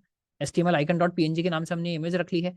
जनरली वैसे कोशिश ये की जाती है कि जहां पर आप HTML रख रहे हैं वहां आप डायरेक्टली इमेजेस ना रखें। तो अच्छा तरीका क्या है, अच्छा तरीका यह है कि HTML टैग्स के अंदर आप एक और फोल्डर बना लीजिए जिसका नाम रख लीजिए इमेजेस, और जो भी इमेजेस हैं, मान लीजिए मैं इसको ड्रैग उठा के ड्रॉप कर देता हूँ इमेजेस के अंदर, तो ये जो बेसिकली इमेज थी मेरी कहाँ चली गई, इमेजेस टैग के अंदर चली गई। अब मैं इसको कर लेता हूँ बंद, और दिखाते हैं बॉडी के अंदर हम इमेज टैग को यूज कैसे करते हैं। तो देखिए जैसे ही मैं लिखूंगा IMG, यानी इमेज टैग मेरे को यूज करना है, एंटर दबाऊंगा, तो देखिए इमेज का इसने जो बेसिक इसको जनरली चाहिए होता है, जनरली जो यूज करते हैं वो इसने बना दिया, यानी IMG टैग इसने बना दिया है। और दो एट्रीब्यूट्स इसने देखिए यहाँ पर बाय डिफॉल्ट डिफाइन कर दिए हैं कि आप सोर्स डिफाइन करिए, आप ऑल्टरनेट टेक्स्ट डिफाइन करिए। तो इन दोनों का मतलब भी हम साथ साथ यहाँ पर समझ लेंगे। देखिए इमेज में अभी भी यहाँ पर कुछ नहीं दिख रहा है, मैं क्या करता हूँ, इमेज से ऊपर भी एक पैराग्राफ ऐड कर देता हूँ, या इमेज से ऊपर हम एक हेडिंग ऐड कर देते हैं। क्या हेडिंग ऐड करते हैं, H1 this is are image, है ना। ये देखिए हमने हेडिंग ऐड कर दी, और बाद में एक पैराग्राफ ऐड कर देते हैं जिसमें लिख देते हैं हम लॉरेम 10, यानी 10 वर्ड्स यहाँ रैंडमली जनरेट कर देते हैं। तो देखिए मेरा जो हेडिंग है वो भी मेरे को यहाँ पर दिख रहा है, मेरा जो पैराग्राफ है वो भी मुझे यहाँ पर दिख रहा है, बट बीच में भी इमेज नहीं दिख रही है। इमेज क्यों नहीं दिख रही है, हमने तो इमेज टैग लगा दिया है। देखिए हमने इमेज टैग जरूर लगाया है, बट हमने उसका सोर्स डिफाइन नहीं किया है। तो जब भी आप इमेज टैग लगाएंगे आपको एक सोर्स देना पड़ेगा कि भाई बताओ तो कौन सी इमेज है। तो हम यहाँ क्या करेंगे, हमने देखिए आपको देना पड़ेगा रिलेटिव पाथ, यानी ये जो इमेज है ये पड़ी कहाँ पर हुई है। तो हम देखेंगे, आपको देखना है रिलेटिव पाथ, यानी अपनी फाइल के मुकाबले कहाँ पड़ी हुई है। तो हम जब ये ढूंढना शुरू करेगा तो ये करंट फोल्डर के अंदर होगा, तो हम बोलेंगे जहां आप पड़े हुए हो वहीं पर एक इमेजेस नाम का फोल्डर है, उसके अंदर एक HTML आइकन नाम की PNG फाइल है। हम यहाँ क्या कर सकते हैं, यहाँ बोलिए आप इमेजेस। देखिए जैसे ही मैंने लिखना शुरू किया फिर से ये जो ID है ये मुझे सजेस्ट कर रहा है, तो मैं बोलूंगा इमेजेस, और उसके बाद देख कर रहा है इमेजेस के अंदर क्या है, HTML आइकन डॉट PNG। हाँ जी मेरे को यही शो करनी है। देखिए जैसे ही मैंने किया, इसने क्या किया, पूरे के पूरे इमेज को यहाँ पर लोड कर लिया है ना। अभी देखिए हम इमेज का साइज यहाँ पर कंट्रोल नहीं कर पा रहे हैं, क्यों, जो भी इमेज का डिफॉल्ट साइज है वो पूरा का पूरा यहाँ पर आ जाएगा। मेरा पैराग्राफ इसके पेज के बाद शिफ्ट हो गया है ना। दूसरा हम क्या कर सकते हैं, ऑल्टरनेट का क्या मतलब है, ये जो ALT है ऑल्टरनेट टेक्स्ट है ना, ये बेसिकली देखिए इसलिए है कि मान लीजिए मैं यहाँ पर जो नाम है वो गलत कर देता हूँ गलती से, है ना। मैंने HTML आइकन को जो बेसिकली पाथ दिया वो पाथ मैंने गलत दे दिया, तो अब क्या हो रहा है, पेज पर कोई इमेज दिख नहीं रही है ना। एक्चुअल लाइफ में क्या होता है, कई बार जब जो इमेजेस होस्ट की जाती हैं वो एक डिफरेंट सर्वर पर होस्ट की जाती हैं। आपका पेज कहीं और से आता है, इमेजेस कहीं और से आ रही हैं, कई बार इमेज ब्राउजर में कैश हो जाती हैं, कई बार किसी एज सर्वर पर कैश हो जाती हैं। तो इमेज आने के बहुत सारे तरीके हो सकते हैं कि जल्दी से इमेज डाउनलोड हो जाए, बट कई बार ऐसा भी होता है उस चक्कर में कि कोई ऐसा पुराना पाथ रह गया है जहां पर इमेज डाउनलोड नहीं हो पाई, या इमेज अभी तक आई नहीं है, इमेज अभी लोड हो रही है और बाद में आने वाली है। उस केस में काम आता है आपका ऑल्टरनेट टेक्स्ट। तो ऑल्टरनेट टेक्स्ट में आप क्या कर सकते हैं, यहाँ मान लीजिए मैं लिख देता हूँ HTML आइकन, यानी ऑल्टरनेट टेक्स्ट का क्या मतलब है कि अगर मान लीजिए आप इमेज ना दिखा पाते तो आप क्या टेक्स्ट दिखाते, आप इस इमेज को डिफाइन करने की कोशिश कीजिए कि ये इमेज क्या है। तो वो अगर आप ALT में लिखेंगे, तो अगर कभी मान लीजिए मैंने इमेज का पाथ गलत कर दिया है, इमेज डाउनलोड नहीं हो पाई, मान लीजिए इंटरनेट का फेलियर हो गया ब्राउजर पर, HTML तो डाउनलोड हो गई थी पर इमेज क्योंकि बड़ी थी इमेज डाउनलोड नहीं हो पाई, तो उस केस में क्या होगा, ये ऑल्टरनेट टेक्स्ट के साथ देखिए ब्रोकन इमेज का यहाँ पर दिखा रहा है, जो भी आप ऑल्टरनेट टेक्स्ट में लिखेंगे। और किस लिए काम आती है, एक्सेसिबिलिटी में काम आती है, यानी अगर मान लीजिए कोई ब्लाइंड पर्सन है, वो आपके टेक्स्ट पेज को पढ़ रहा है ना, स्क्रीन रीडर होते हैं जो आवाज से पूरा का पूरा पेज पढ़ते हैं, तो वो आपकी इमेज के बारे में क्या करेगा, इमेज तो उसको समझ नहीं आएगी। तो उसमें भी ऑल्ट टेक्स्ट आपका ये जो ऑल्ट ALT है काम आता है कि उस केस में भी आपकी इमेज का जो भी डिस्क्रिप्शन है, वो जो वॉइस बेसिकली रीडर होते हैं, एक्सेसिबिलिटी रीडर होते हैं, वो इसको पढ़ लेते हैं, है ना। और अगर आपकी इमेज ठीक से बेसिकली लोड हो गई है, आपने पाथ ठीक दिया है, तो यहाँ पर आपकी इमेज जो है वो लोड हो जाएगी, है ना। तो इमेज टैग हमको समझ आया, SRC एट्रीब्यूट हमको समझ आया, ऑल्ट एट्रीब्यूट हमको समझ आया। क्या बोल रहा है ये, this can be resized using width and height. अब आप इसमें विड्थ और हाइट जो एट्रीब्यूट्स हैं वो भी यूज कर सकते हैं। तो ये जो इमेज हमारी बड़ी है इसको जरा छोटा कर लेते हैं। तो देखिए इमेज का एक एट्रीब्यूट तो ये हुआ, इसको नेक्स्ट लाइन में कर लेते हैं। एक हुआ ALT एट्रीब्यूट, एक मैं डिफाइन कर देता हूँ इसकी हाइट या विड्थ, तो दोनों में से कुछ भी डिफाइन कर दीजिए। मान लीजिए मैं 200 पिक्सल डिफाइन कर देता हूँ इसकी हाइट, है ना। तो देखिए इमेज जो है 200 पिक्सल लगाते ही इसकी जो हाइट है वो 200 पिक्सल डिफाइन हो गई है। विड्थ इसने अपने आप इसके एस्पेक्ट रेशो के हिसाब से, यानी ये जितनी भी लंबाई के रेशो में इसकी चौड़ाई थी, हम जैसी लंबाई डिफाइन करेंगे चौड़ाई उसी हिसाब से एडजस्ट कर देगा। अगर मैं दोनों डिफाइन करना चाहूँ तो मान लीजिए मैं हाइट और विड्थ दोनों डिफाइन कर देता हूँ। मैं जैसे यहाँ पर विड्थ डिफाइन करूंगा, मान लीजिए मैंने डिफाइन कर दिया 400 पिक्सल, तो क्या होगा देखिए स्ट्रेच हो गया। अब जैसे ही अगर मैं दोनों डिफाइन करूंगा तो फिर ही हमारी बात मानेगा, तो ये एस्पेक्ट रेशो बोलेगा, एस्पेक्ट रेशो जाए भाड़ में, हमको कोई फर्क नहीं पड़ता। आपने बोला 400 विड्थ तो 400, आपने बोला 200 हाइट तो इसलिए जनरली क्या किया जाता है, दोनों में से एक डिफाइन किया जाता है। अगर मान लीजिए मैं हाइट हटा लूं और विड्थ रखूं, तो अब ये क्या करेगा, इस विड्थ के हिसाब से जितनी हाइट लगती है उतनी हाइट लगा देगा, है ना। तो मान लीजिए मैं यहाँ हाइट इसकी डिफाइन कर देता हूँ, विड्थ इसकी डिफाइन कर देता हूँ 200 पिक्सल, तो क्या होगा फिर से इसी तरह से दिखने लगेगा, है ना। तो हाइट और विड्थ कैसे डिफाइन करना है, इसको कैसे यूज करना है, उम्मीद कर रहा हूँ ये भी आपको समझ आ गया है ना। एंड ये भी सेल्फ क्लोजिंग है, does not require an and tag. अभी तक हमने जो 3 टैग्स पढ़े हैं तीनों के तीनों क्या है, सेल्फ क्लोजिंग है, इसमें भी कोई भी इसको एंड करने की जरूरत नहीं है। अभी अगर किसी को कोई डाउट है तो बिल्कुल डाउट आप पूछ सकते हैं, माइक ऑन करिए और डाउट पूछिए।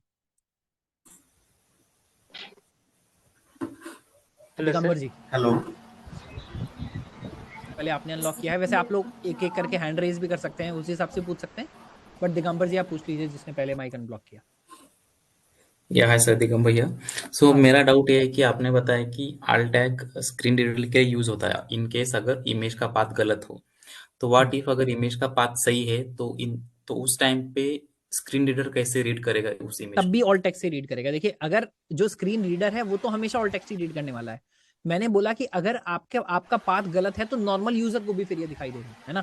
ये एक्सेसिबिलिटी के लिए तो है ही है, जैसे हम दिखा रहे थे अभी। जैसे ही मैं पाथ इसका गड़बड़ करता हूँ, मैं मान लीजिए स्पेस खा जाता हूँ, कुछ भी गड़बड़ करता हूँ, तो फिर नॉर्मल यूजर को भी आपका जो ऑल टेक्स्ट है दिखने लगेगा। अदरवाइज जो स्क्रीन रीडर है उसमें तो ये दिखने ही वाला है, क्योंकि वो तो एनीवे इमेज को रीड नहीं कर पाएगा, है ना। जो आजकल के मॉडर्न AI कोई स्क्रीन रीडर आ गया हो तो मुझे नहीं पता, जो इमेज को पढ़ के बता देगी इमेज के अंदर क्या है। बट ट्रेडिशनली क्या होता है, इमेज को जो स्क्रीन रीडर है वो तो सिर्फ टेक्स्ट पढ़ रहा है, तो उस केस में वो जैसी इमेज आएगी तो वो इमेज के अंदर जाकर देखेगा कि वहाँ आपने ऑल टेक्स्ट डिफाइन किया है या नहीं। ये मैं आपको बता दूं, देखिए ये डिफाइन करना कंपलसरी नहीं है। आप मान लीजिए बोलिए भाई मैं नहीं डिफाइन कर रहा हूँ, मेरे को नहीं डिफाइन करना, कोई कंपलसरी नहीं है। बट जब आप बड़ी कंपनीज में काम करते हैं, जैसे मैं माइक्रोसॉफ्ट में, अमेजॉन में, आप कहीं भी काम करेंगे, वहाँ पे अगर आपने इमेज में कहीं पर ऑल्टरनेट टेक्स्ट डिफाइन नहीं किया है ना, इमेजेस में नहीं, बहुत सारी चीज़ों में आपको एक्सेसिबिलिटी का ध्यान रखना पड़ता है। अगर आपने वो ध्यान नहीं रखा तो बिल्ड भी फेल हो जाती है। बड़े बड़े सिस्टम्स पहले से सेटअप किए जाते हैं कि और बेसिकली एक्सेसिबिलिटी में आप फेल ना हो जाए। हाँ आंचल जी, आंचल सौम्या जी आप बताइए। हेलो जी हेलो सर, मेरे को ये पूछना था सर, लाइव इमेज इंसर्ट नहीं हो सकती है इसमें?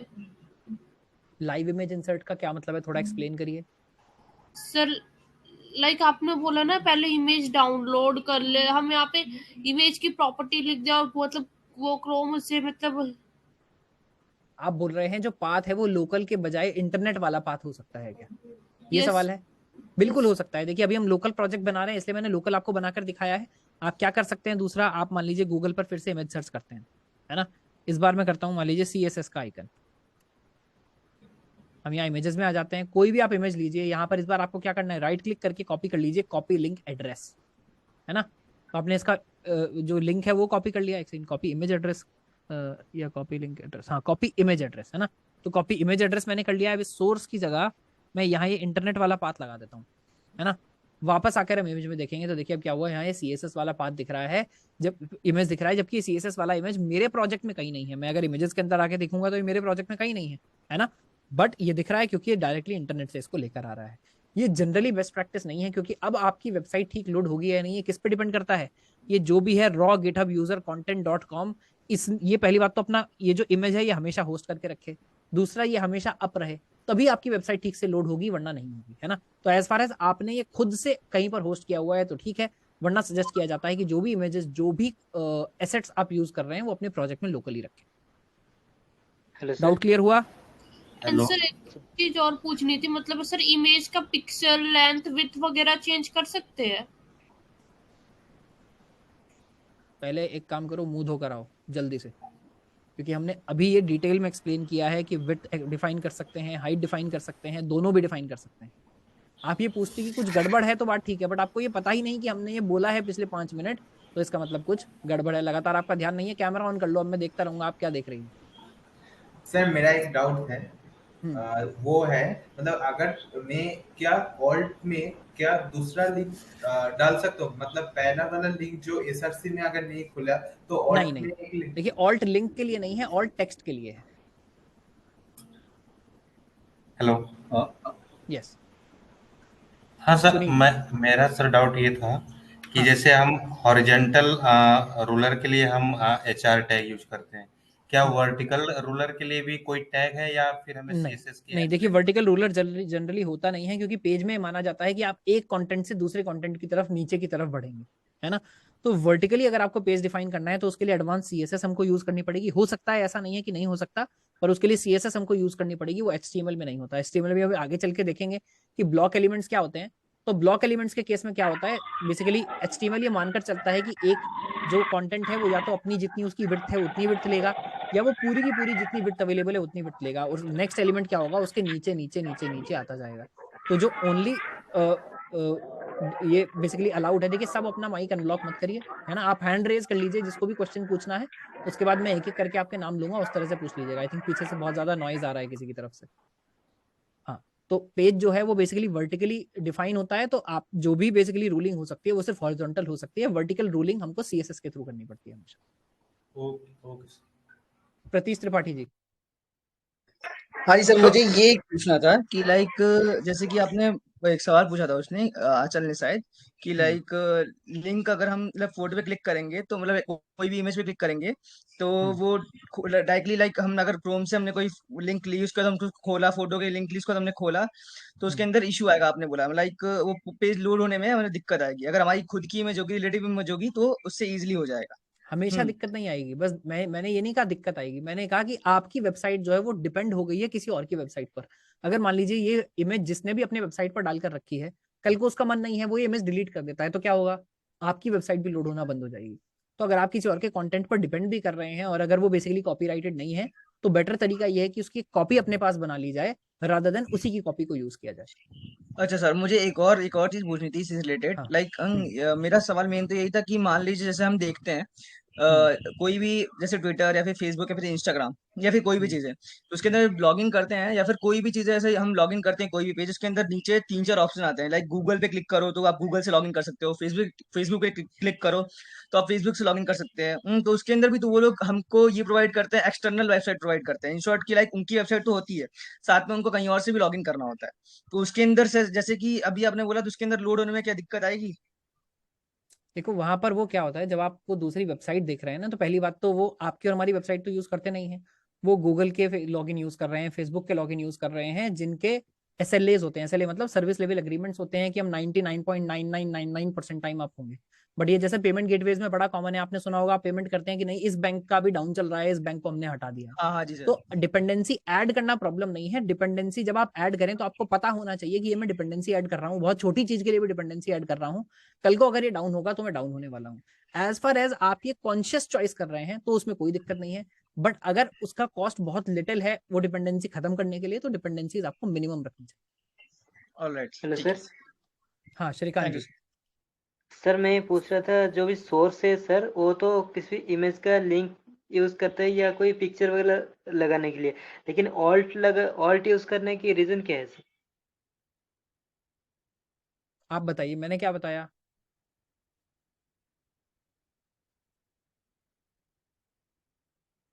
आपको क्या समझ नहीं आया जो मैंने ऑल्ट का यूज बताया, उसमें क्या समझ नहीं आया ये बताइए, या नहीं सुना, उस समय कुछ और कर रहे थे? नहीं सर, मैं सुन रहा था लेकिन ऑल्ट का यूज समझ में नहीं आया सर, शायद मैं सुन नहीं पाया, मुझे सही से याद नहीं है। लेकिन देखिए थोड़ा ऑल्ट सा यूज, अटेंटिव रहना है, वरना क्या हो रहा है, 90 बच्चों का टाइम वेस्ट हो रहा है ना। Sorry sir. ऑल्ट के ऊपर एक्सटेंसिवली 2-3 मिनट 4 मिनट बात की है। ये जो मैं डाउट्स एंटरटेन करना चाहता हूँ, बट बहुत अभी आप एक तरह से वही पूछ रहे हैं, बट बहुत बच्चे आते हैं सर पिछले 5 मिनट में जो बताया रिपीट कर दीजिए भाई, फिर आप रिकॉर्डिंग देखिएगा बाद में जाकर। ये ठीक है इसलिए है कि आप सोच रहे हैं जो भी आपका डाउट है अच्छा है वो हम यहाँ पर एंटरटेन कर पाए, है ना। जहां तक ऑल्ट का मतलब है, मैं एक बार फिर से बता देता हूँ। ऑल्ट का मतलब होता है ऑल्टरनेट टेक्स्ट, यानी अगर किसी केस में आपकी इमेज लोड नहीं हो पा रही है तो आपका वो टेक्स्ट यूज किया जाएगा। या अगर कोई एक्सेसिबिलिटी यूज करने वाला पर्सन है, यानी मान लीजिए कोई आपका पेज देख नहीं पा रहा है, पेज वो सुन रहा है ना, ऐसे एक्सेसिबिलिटी रीडर होते हैं, मान लीजिए कोई ब्लाइंड पर्सन है, कंप्यूटर यूज करना चाहता है, तो उसको वो बेसिकली जो भी वो टूल होता है वो पूरा पेज पढ़कर सुनाता है। तो उस केस में आपकी इमेज, जब इमेज को वो पढ़ने के लिए आएगा तो इमेज नहीं पढ़ेगा, इमेज का ऑल्टरनेट टेक्स्ट जो है वो पढ़ेगा। Thank you sir. ऑलराइट, किसी और का कोई डाउट है? सर एसआरसी में जो आप लिंक जो मतलब कनेक्ट किए हुए हैं, वो अगर हम पर्टिकुलर अगर इमेज डाउनलोड करके अगर उससे अगर इसको जोड़े तो दोनों में क्या अंतर है? मतलब दोनों का फेचिंग किसका मतलब ये फास्टर होगा? आप बताइए, आपके हिसाब से किसका होगा? सर मेरे हिसाब से सर ये जो मैंने डाउनलोड किया हुआ है इमेज और उसे लिंक किया हुआ है।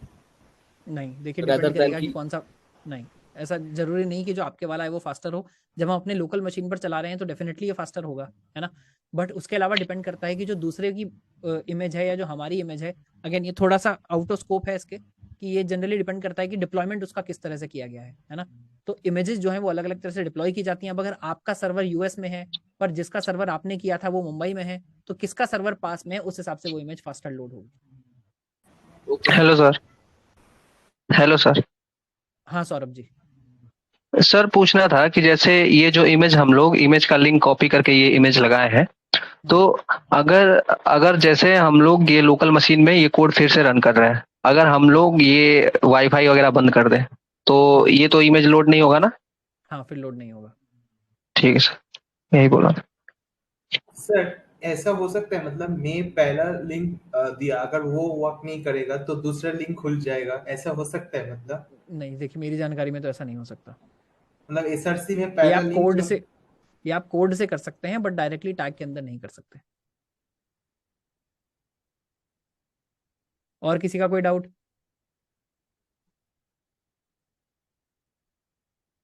ऑलराइट, तो यहाँ इमेज टैग जो है हमारा वो कंप्लीट होता है। उसके बाद जाते हैं हम नेक्स्ट टैग पर। नेक्स्ट टैग क्या है हमारा? नेक्स्ट टैग है वीडियो टैग, है ना। तो जिस तरह से हमने इमेज यूज किया है इसी तरह से हम वीडियो भी यूज कर सकते हैं। कैसे करेंगे? This embeds video files on a page, यानी आपके पास अगर कोई भी चाहे लोकल वीडियो हो चाहे बाहर का वीडियो हो, आप क्या कर सकते हैं, उसको अपने पेज पर एम्बेड कर सकते हैं। होगा क्या, देखिए वीडियो टैग में भी जैसे हमने IMG टैग यूज किया इसी तरह से हम वीडियो टैग यूज करेंगे। यहाँ SRC, बिल्कुल जैसे SRC वहां यूज किया था ऐसे SRC यूज करेंगे, बस यहाँ पर जो हम सोर्स देंगे वो इमेज की जगह किसी वीडियो का सोर्स देंगे। उसी तरह से हाइट होगा जैसे हमने पहले डिफाइन किया था, हाइट या विड्थ आप दोनों यहाँ पर डिफाइन कर सकते हैं। उसके अलावा ये 3 चीजें आप यहाँ पर अलग से डिफाइन कर सकते हैं। देखिए पहली बार ऐसा हो रहा है, ये एट्रीब्यूट्स हैं बट इनके वैल्यूज नहीं है, यानी इनका प्रेजेंट होना ही अपने आप में एट्रीब्यूट है। HTML5 में आया है, आप क्या कर सकते हैं यहाँ पर HTML5 में, जिनके बेसिकली एट्रीब्यूट जनरली ट्रू या फॉल्स ही होता है उसको आप यहाँ डायरेक्टली डिफाइन कर सकते हैं। ऑटो प्ले डिफाइन करने का मतलब है ऑटो प्ले ट्रू, है ना। ऑटो प्ले का क्या मतलब है कि वीडियो जो है वो मेरे पेज लोड होते ही ऑटोमेटिकली चल जानी चाहिए। कंट्रोल्स मतलब यूजर को कुछ कंट्रोल्स दिखने चाहिए। देखिए एग्जांपल में जैसे ही हमारा जो कर्सर है वो वीडियो के ऊपर आ रहा है, यहाँ ट्रिपल डॉट हम दबा रहे हैं तो बहुत सारे ऑप्शंस हमको यहाँ पर, कंट्रोल्स हमको यहाँ पर दिख रहे हैं, है ना। तो देखिए इस बार जब मैं करूंगा, ये शायद लूप पर लगी हुई है, मैं इसको दबाऊंगा, देखिए फुल स्क्रीन, डाउनलोड, प्लेबैक, ये सब यहाँ पर ऑप्शंस जो हैं, ये कंट्रोल जो है यूजर को दिख रहे हैं। तो ये आपके ऊपर है, आप कंट्रोल्स दिखाना चाहते हैं या नहीं दिखाना चाहते हैं। लूप का क्या मतलब है? जैसे ही मेरा वीडियो कंप्लीट हो जाए तो उसको आप लूप पर लगा दें, यानी खत्म होते ही दोबारा शुरू होना चाहिए, खत्म होते ही दोबारा शुरू होना चाहिए। बाकी सब चीजें यहाँ बिल्कुल एज इट इज चलती हैं जैसे इमेज टैग में चल रही थी। SRC जो एट्रीब्यूट है वो भी ऐसे ही चलेगा। ALT आप यहाँ पर भी यूज कर सकते हैं। अगेन वीडियो का भी ऑल्टरनेट टेक्स्ट होता है जो आप डिफाइन कर सकते हैं। And this supports built in control, जो हमने बात की, ऑटो प्ले, कंट्रोल और लूप। और किस किस तरह की फाइल ये सपोर्ट करता है? MP4, WebM और भी बेसिकली MOV भी एक तरह से क्या होता है, MP4 का ही एक एडवांस वर्जन होता है। तो इन सबको आप यहाँ पर यूज कर सकते हैं। तो एक बार इसको यूज करके हम देख लेते हैं। चलते हैं यहाँ पर और यहाँ हम पहले बना लेते हैं HTML टैग्स के अंदर एक फाइल बनाते हैं images.html। हम हर बार क्या करेंगे, जो हमने कोड इंडेक्स में लिखा है इसको बार बार मूव कर देंगे हम कहाँ पर, लास्ट जो भी हमने काम किया है, और फिर से हम इंडेक्स में ही काम करना स्टार्ट कर देंगे ताकि हमारा लाइव सर्वर यही वाला चलता रहे। फिर से एमेट एब्रीविएशन किया हमने, डिफॉल्ट कोड जो है हमने हटा दिया है। इस बार हम क्या चलाने वाले हैं यहाँ पर? इस बार हम चलाने वाले हैं वीडियो कंटेंट, है ना। देखिए इस बार मैंने वीडियो दे दिया है, मुझे लग रहा है ये शायद ब्रेक हो चुका है सर्वर, शायद मुझे दोबारा ही चलाना पड़ेगा। ओपन विद लाइव सर्वर कर लेते हैं, ये खुल गया है वीडियो। तो देखिए ये इंश्योर हो गया है कि ये यही वाला पेज है, वीडियो वाला पेज ही यहाँ पर खुला है ना, टाइटल वीडियो आ गया है। अब हम यहाँ पर लगाते हैं वीडियो। तो वीडियो में लगाएंगे, देखिए वीडियो में भी यही है, अगर आपको कहीं पर मिल जाए वीडियो होस्टेड, यहाँ पर आप यूट्यूब का लिंक नहीं लगा पाएंगे, है ना, क्योंकि यूट्यूब जो है वो प्लेयर है, वो डायरेक्टली वीडियो फाइल्स आपको डाउनलोड करने के लिए नहीं देता है, वीडियो का लिंक नहीं देता है। हमको यहाँ क्या चाहिए, हमको यहाँ पर वीडियो चाहिए। तो मैं क्या करता हूँ, मान लीजिए लोकल सिस्टम से एक वीडियो निकाल लेते हैं। मैं एक बार एक वीडियो निकाल कर यहाँ डाल देता हूँ।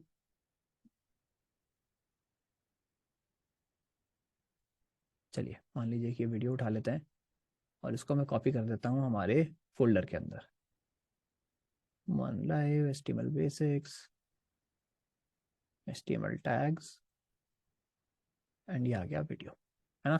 देखिए जो हमारे डीएसए का कोर्स है उसका आज मैंने एक वीडियो रिकॉर्ड किया था, तो देखिए मैंने यहाँ डाल दिया है लीड कोड का प्रॉब्लम नंबर 231, है ना। ये MP4 फाइल मैंने यहाँ डाल दिया। अब जैसे हमने इमेजेस फोल्डर यहाँ बनाया था, ऐसे ये क्या फोल्डर बना लीजिएगा, वीडियो, है ना।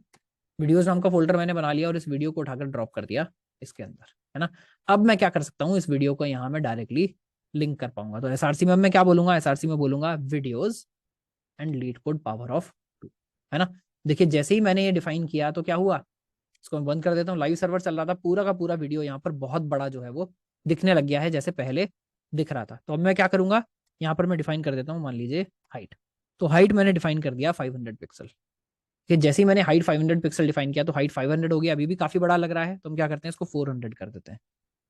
400 भी बड़ा है, तो एक काम करते हैं, हम हाइट के बजाय डिफाइन कर देते हैं इसका विड्थ, ताकि हमको दिख पाए, है ना। और विड्थ मैंने डिफाइन कर दिया 400 पिक्सल। देखिए जैसे ही मैंने विड्थ 400 पिक्सल डिफाइन किया, ये वीडियो मेरे फ्रेम में फिट हो गया। तो जनरली आप ये हाइट फिट के हिसाब से डिफाइन कर रहे होंगे, आप पेज पर कहाँ कौन सा वीडियो किस तरह से दिखाना चाह रहे हैं उस हिसाब से आप फिट कर रहे होंगे। तो वीडियो तो यहाँ पर आ गया है, अब मुझे इसे चलाना है। तो मैं क्या करता हूँ, यहाँ पर लिख देता हूँ, मान लीजिए पहले कंट्रोल्स। जैसे ही मैं कंट्रोल्स लिखूंगा तो यहाँ पर अब देखिए यूजर को कंट्रोल सडनली यहाँ पर दिखने लगे हैं। इससे पहले देखिए मैं कंट्रोल हटाकर दिखा देता हूँ दोबारा। जब मैंने कंट्रोल नहीं लिखा था तो यहाँ यूजर के पास कोई भी कंट्रोल नहीं था इसको चलाने का। जैसे ही मैंने यहाँ लिख दिया कंट्रोल्स लेफ्ट में, तो सडनली यहाँ सारे के सारे कंट्रोल आ गए। मान लीजिए 4.5 मिनट का वीडियो है, अब यूजर इसको प्ले कर पा रहा है। मुझे पता नहीं इसकी आवाज आपको आ रही है या नहीं, बट यहाँ से आवाज आ रही है। मुझे पता नहीं मैंने अभी सिस्टम की आवाज को इंक्लूड किया हुआ है या नहीं किया हुआ है ना। तो पर वीडियो का बेसिकली आपको दिख गया कि ये करते कंट्रोल्स आ गया है। इसको फुल स्क्रीन करना है, फुल स्क्रीन देखिए, फुल स्क्रीन का कंट्रोल आ गया है। सब कुछ यहाँ पर जो कंट्रोल है वो हमने यूजर को दे दिए। यूजर इवन चाहे तो यहाँ से डाउनलोड भी कर सकता है। एक तो हुआ ये। दूसरा हमारा कंट्रोल क्या था, मान लीजिए मैं इससे पहले डाल देता हूँ ऑटो प्ले, है ना। अब जैसे ही मैंने ऑटो प्ले डाला और पेज मेरा रिफ्रेश हुआ, देखिए वीडियो अपने आप से प्ले हो गई है ना। ऑटो प्ले के बारे में आपको बता दूं, क्रोम कई बार बहुत सारे वीडियोस को ऑटो प्ले आपको नहीं करने देगा। जब आप नीचे कंसोल में जाकर देखेंगे तो वो बोलेगा कि यूजर के एक्सपीरियंस के लिए हमने वीडियो ऑटो प्ले ब्लॉक किया हुआ है। तो कुछ मॉडर्न वर्जन्स में ऐसा हो सकता है कि ऑटो प्ले आपका ना चले, तो आप देख लीजिएगा। जब तक आप लोकल शायद होस्ट कर रहे हैं तब तक चल जाए, बट बाद में कई बार ऑटो प्ले काम नहीं करता है। तो ये हो गया ऑटो प्ले, ये हो गया कंट्रोल्स, और लास्ट क्या था, लूप, है ना। लूप क्या करेगा, अभी देखिए वीडियो बहुत बड़ी है, हम यहाँ पर टेस्ट नहीं करेंगे, बट मैं एक बार ये चेक कर लेता हूँ, शायद एंड में ले जाऊँ तो लूप हो जाए, है ना। देखिए इस बार जैसे ही वीडियो पूरा खत्म होगा तो ये क्या होना चाहिए, सडनली फिर से स्टार्ट हो जाना चाहिए। देखिए फिर से स्टार्ट हो गया, है ना। तो जैसे ही हमने लूप डिफाइन किया तो क्या हुआ है, वीडियो फिर से यहाँ पर स्टार्ट हो गया है। यहाँ हम ऑल्ट टेक्स्ट भी डिफाइन कर सकते हैं। एक बार ऑल्ट टेक्स्ट डिफाइन कर लेते हैं, क्या, लीड कोड प्रॉब्लम सॉल्यूशन, है ना। ये मैंने डिफाइन कर दिया। मान लीजिए पाथ में गड़बड़ कर देता हूँ। अब पाथ मैंने गड़बड़ कर दिया तो क्या हुआ, अच्छा यहाँ पर ये शायद इसमें नहीं दिख रहा है, वीडियो में बेसिकली ब्लैंक दिखा रहा है कि लोड नहीं कर पाया, बट अगर आप किसी स्क्रीन रीडर से रीड करेंगे तो भी जो ऑल टेक्स्ट है वो यहाँ पर चल जाएगा। ठीक है, मैं वापस इसका पाथ जो है वो फिक्स कर देता हूँ और इसको मैं यहाँ पर छोड़ देता हूँ, है ना। तो ये हो गया हमारा वीडियो टैग। मोस्टली जैसा हमने इमेज टैग पढ़ा था उसी टाइप से ये वीडियो टैग भी है। इसके बाद हम आएंगे एंकर टैग पर। एक बार एंकर टैग और कवर कर लेते हैं, उसके बाद जो बेसिकली क्वेश्चंस हैं, प्रॉब्लम्स हैं, अगर डाउट्स हैं तो वो भी हम ले लेंगे, है ना। एंकर टैग भी काफी पॉपुलर टैग है। एंकर टैग का मतलब समझ लीजिए, एंकर टैग का क्या मतलब है, this is used for creating hyperlinks. सबसे पहली बात तो हाइपरलिंक का आपको मतलब समझ आना चाहिए। किसी भी वेबसाइट पर आपको जो भी लिंक दिखता है वो क्या है, इसको, इसका जो टेक्निकल वर्ड है इसको बोला जाता है हाइपरलिंक। उसी का शॉर्ट फॉर्म आजकल हम लिंक्स को इसको बोलते हैं। This requires href attribute for URL can link to external sites और इंटरनल पेजेस। यानी आप अपनी वेबसाइट के दूसरे पेज पर इसको लिंक कर सकते हैं, आप एक्सटर्नल वेबसाइट्स पर इसको लिंक कर सकते हैं, आप अपने पेज पर किसी पर्टिकुलर एलिमेंट पर इसको लिंक कर सकते हैं, कहीं पर भी आप, अगर आप यूजर को ले जाना चाहते हैं। यानी इसका प्राइमरी काम क्या है, इसका प्राइमरी काम है नेविगेशन का, है ना। कि यूजर नेविगेट करना चाहता है डिफरेंट डिफरेंट पेजेस पर, या डिफरेंट डिफरेंट जगहों पर, तो उसके लिए आप इसको यूज कर सकते हैं। This supports target attribute to control link behaviour, यानी यहाँ पर आप टारगेट एट्रीब्यूट भी लगा सकते हैं लिंक के बिहेवियर के लिए। आप चाहते हैं कि मेरे ही पेज में वो लिंक खुल जाए, आप चाहते हैं कि जैसे कोई क्लिक करे तो जो अगला जो लिंक मैंने दिया है वो क्या होना चाहिए, नेक्स्ट पेज के अंदर खुलना चाहिए। तो ये सब आप जो है यहाँ पर डिफाइन कर सकते हैं। तो एक बार एंकर टैग पढ़ते हैं हम यहाँ पर आकर। यहाँ मैं आ जाता हूँ, इसको मैं यहाँ एक नया फाइल बना लेते हैं। मान लीजिए क्या, हमको सर्वर तो एनीवे हर बार बनाना ही पड़ रहा है, तो anchor.html है ना, और इसको मैं रीनेम कर देता हूँ इंडेक्स वाली को, इसका नाम क्या था, video.html है ना। तो अब हम आ जाते हैं हमारे anchor.html पे। हर फाइल में हम क्या करते हैं, सबसे पहले तो emit abbreviation basic code generate करने के लिए ऊपर इसका नाम लिख देते हैं कि हम यहाँ पर एंकर टैग को जो है यूज करने वाले हैं। इसका मैं चला देता हूँ लाइव सर्वर। एंकर देखिए मेरा ऊपर टाइटल जो है वो एंकर आ गया है, इसका मतलब हम सही जगह पर है ना। अब यहाँ पर हम बनाएंगे लिंक। तो लिंक बनाने के लिए एंकर टैग के लिए आपको क्या लगाना है, सिर्फ ए लिखना है, वो बन जाएगा एंकर टैग। देखिए मैंने एम्प्टी एंकर टैग अभी यहाँ पर बना दिया है ना। इसके अंदर आप जो कंटेंट बनाएंगे वो एक्चुअली लिंक बनेगा। तो मान लीजिए इसके अंदर मैं बोल देता हूँ गो टू केजी कोडिंग है ना, ये मैंने यहाँ पर लिख दिया। तो देखिए क्या होता है, लिंक जनरली कैसे दिखता है, अंडरलाइन दिखता है, बेसिकली कलर के साथ दिखता है। तो उसका कलर चेंज हो गया। इससे पहले भी मान लीजिए मैं कुछ टेक्स्ट ऐड कर देता हूँ। इससे पहले हम लिख देते हैं एक पैराग्राफ, और पैराग्राफ में हम कर लेते हैं लॉरेम 20 वर्ड्स का एक पैराग्राफ में जनरेट कर लेता हूं। तो देखिए इसके ऊपर आपको 20 वर्ड्स का एक पैराग्राफ दिख रहा है, उसके बाद लिंक दिख रहा है। एंकर आप पैराग्राफ के अंदर भी लगा सकते हैं, तो मैं क्या कर सकता हूँ, इसके बीच में भी ये लिंक लगा सकता हूँ। तो देखिए क्या हुआ, ये लिंक जो है मेरा गो टू केजी कोडिंग यहाँ बीच में दिखने लगा है। और मैं जैसे ही इसको दबाऊंगा तो क्या होगा, कुछ भी नहीं हो रहा है। देखिए मैं लिंक बार बार दबा रहा हूँ, दबा कैसे रहा हूँ, दिख कैसे रहा है, देखिए कलर चेंज होता है दबाते ही। तो मैं बार बार इसको दबा रहा हूँ बट हो कुछ नहीं रहा है। हो कुछ क्यों नहीं रहा है, क्योंकि हमने अभी पाथ डिफाइन नहीं किया है। HREF के अंदर हमको क्या डिफाइन करना है, यहाँ पर लिंक डिफाइन करना है कि भाई लिंक तो हमने बता दिया ये है, पर लिंक जब कोई क्लिक करे तो जाना कहाँ पर चाहिए वो नहीं बताया। तो मैं क्या करता हूँ, यहाँ लिंक डिफाइन कर देता हूँ www.kgcoding.in है ना। ये मैंने मान लीजिए यहाँ पर डिफाइन कर दिया। फिर से पेज रीलोड हो गया है। अब मैं जैसे ही इसको दबाऊंगा तो देखिए क्या हुआ है, क्या बोल रहा है, www.kgcoding.in, इसको नहीं मिला, ये बोल रहा है गड़बड़ लिख गया। क्यों, क्योंकि यहाँ मैंने पूरा जो प्रोटोकॉल है वो नहीं लिखा है ना। तो आइडियल तरीका क्या है, मैं केजी कोडिंग को यहाँ एक बार खोल लेता हूँ और उसको मैं कर लेता हूँ लिंक को कॉपी है ना। तो क्या होगा, https:// जो भी कुछ आना है वो यहाँ पर आ जाएगा, ताकि ये पूरा इसको खोल पाए है ना। वापस इसको कर लेते हैं रिफ्रेश, ये हो गया रिफ्रेश। फिर से इसको दबाते हैं गो टू केजी कोडिंग। तो देखिए इस बार क्या हुआ, जैसे ही मैंने लिंक पर क्लिक किया तो मेरा पेज कहाँ नेविगेट हो गया, एड्रेस बार कहाँ चला गया, केजी कोडिंग पर चला गया है ना। हम बैक दबाकर वापस आ सकते हैं अपने पेज पर वापस। तो एक ही तरीका हुआ, आपको क्या समझ आया। हम ए डिफाइन करेंगे और एट्रीब्यूट क्या है यहाँ पर, एट्रीब्यूट का नाम है href, जिसमें आप वो एक्चुअल लिंक डिफाइन करते हैं जहां आप जाना चाहते हैं है ना। एक काम करते हैं, वापस चलते हैं, एक बार मैं इसमें खत्म कर लेता हूँ अगर इसमें और कुछ दिखाना है तो, वरना फिर इसमें टारगेट दिखाते हैं। तो सबसे पहले टारगेट दिखा देते हैं ना। तो अगर मैं टारगेट इसमें डिफाइन कर दूं, ये थोड़ा बाकी मैं नीचे कर देता हूँ ताकि ये कंफ्यूजन ना हो, आपको क्लियर दिख जाएगी ए लिंक का क्या मतलब। देखिए यहाँ मैं कितने भी एंटर दबाऊं, फाइनल पेज पर कोई भी फर्क नहीं पड़ रहा है ना। फाइनल पेज पर कोई फर्क क्यों नहीं पड़ रहा है, एक सेकंड माफ कीजिएगा, मेरी बैटरी शायद कम हो रही है।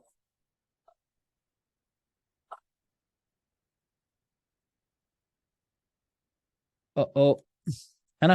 तो जैसे ही मैं डिफाइन करूंगा क्या, मैं यहाँ कितना भी स्पेसेस दूं, वो स्पेसेस जो है फाइनल पेज में नहीं रिफ्लेक्ट होने वाले। अगर मैं चाहता हूँ स्पेसेस यहाँ पर रिफ्लेक्ट हो तो मेरे को क्या करना पड़ेगा उसके लिए मैं या तो BR टैग को यूज करूंगा, या स्पेसेस के लिए हम बाद में चल के देखेंगे कि स्पेसेस के लिए हम क्या यूज कर सकते हैं। फिलहाल मैं क्या दिखाना चाह रहा हूँ, एंकर टैग दिखाना चाह रहा हूँ, और इसमें हम डिफाइन करेंगे टारगेट है ना। तो एक मैंने href डिफाइन किया है, अगला मैं क्या डिफाइन कर सकता हूँ, टारगेट। और टारगेट में आप क्या दे सकते हैं, ब्लैंक पेरेंट सेल्फ टॉप। तो मान लीजिए अगर मैं इसको ब्लैंक दे दूं, अब क्या होगा, अब देखिए जब मैं आकर गो टू केजी कोडिंग करूंगा, अब मैं जैसे ही दबाऊंगा, इस बार केजी कोडिंग मेरे टैब में नहीं खुला, इस बार केजी कोडिंग एक नए टैब में खुल गया है ना। नॉर्मली यूजर क्या कर सकता है, कंट्रोल या कमांड के साथ जब वो बेसिकली किसी भी लिंक को क्लिक करता है तो भी उसका ये टारगेट बिहेवियर चेंज हो जाता है बेस्ड ऑन यूजर क्या चाहता है ना। पर आप एज ए डेवलपर आप भी अपना बिहेवियर डिफाइन कर सकते हैं कि आप क्या चाहते हैं। ओवरराइड हमेशा यूजर बिहेवियर करता है, ब्राउजर हमेशा किसको प्रेफर करेगा, जो उसको बेसिकली एक्टिवली यूज कर रहा है। तो अगर आपने नॉर्मल लिंक भी डिफाइन किया है, कोई कंट्रोल या कमांड दबाकर क्लिक करेगा तो नेक्स्ट टैब में ही खुलेगा। बट अगर आपने ही डिफाइन कर दिया है कि ब्लैंक के साथ खुलना चाहिए तो कंट्रोल कमांड दबाने की भी जरूरत नहीं है, जो डिफॉल्ट बिहेवियर है वही क्या हो जाएगा, वही आपको नेक्स्ट बेसिकली नेक्स्ट पेज पर खोलने वाला है ना। तो यहाँ पर हम एक काम और करके मैं आपको दिखा देता हूँ, जो हमने आईडी एट्रीब्यूट जिसके लिए डिफाइन किया था है ना, क्या वो मैं भी आपको दिखाता हूँ। मान लीजिए यहाँ हम एक HR एट्रीब्यूट लगा देते हैं, यहाँ भी एक HR एट्रीब्यूट लगा देते हैं है ना। एक लिंक यहाँ मैं और डिफाइन कर देता हूँ। मान लीजिए एक मैं लिंक डिफाइन करता हूँ, अभी मैं लिंक की कोई वैल्यू नहीं दे रहा हूँ, इसको मैं कह देता हूँ गो टू बॉटम, है ना। यहाँ हमने क्या डिफाइन कर दिया, एक और लिंक डिफाइन कर दिया गो टू बॉटम, और उसके बाद में एक बी आर टैग डिफाइन कर देता हूँ, यानी उसके बाद हमने दे दिया एक स्पेस। ठीक है, अब मैं इसके बाद क्या करूंगा, बाद में मान लीजिए मैं एक और पैराग्राफ टैग डिफाइन करता हूँ इसके बाद, और उसमें मैं और बहुत सारा टेक्स्ट डिफाइन कर देता हूँ। मान लीजिए मैंने कर दिया लॉरेम 200 वर्ड्स का एक बहुत बड़ा टेक्स्ट जो है मैंने यहाँ पर डिफाइन कर लिया है ना। और थोड़ा सा डिफाइन कर देते हैं ताकि आप पेज को थोड़ा मैं बड़ा कर लेता हूँ ताकि ये थोड़ा सा क्लियर दिख जाए। अब देखिए क्या हुआ, जैसे ही मेरा पेज लिमिट के बाहर गया तो यहाँ क्या हुआ, एक स्क्रॉल बार आ गया है ना। स्क्रॉल बार के जरिए हम कहीं भी जा पा रहे हैं।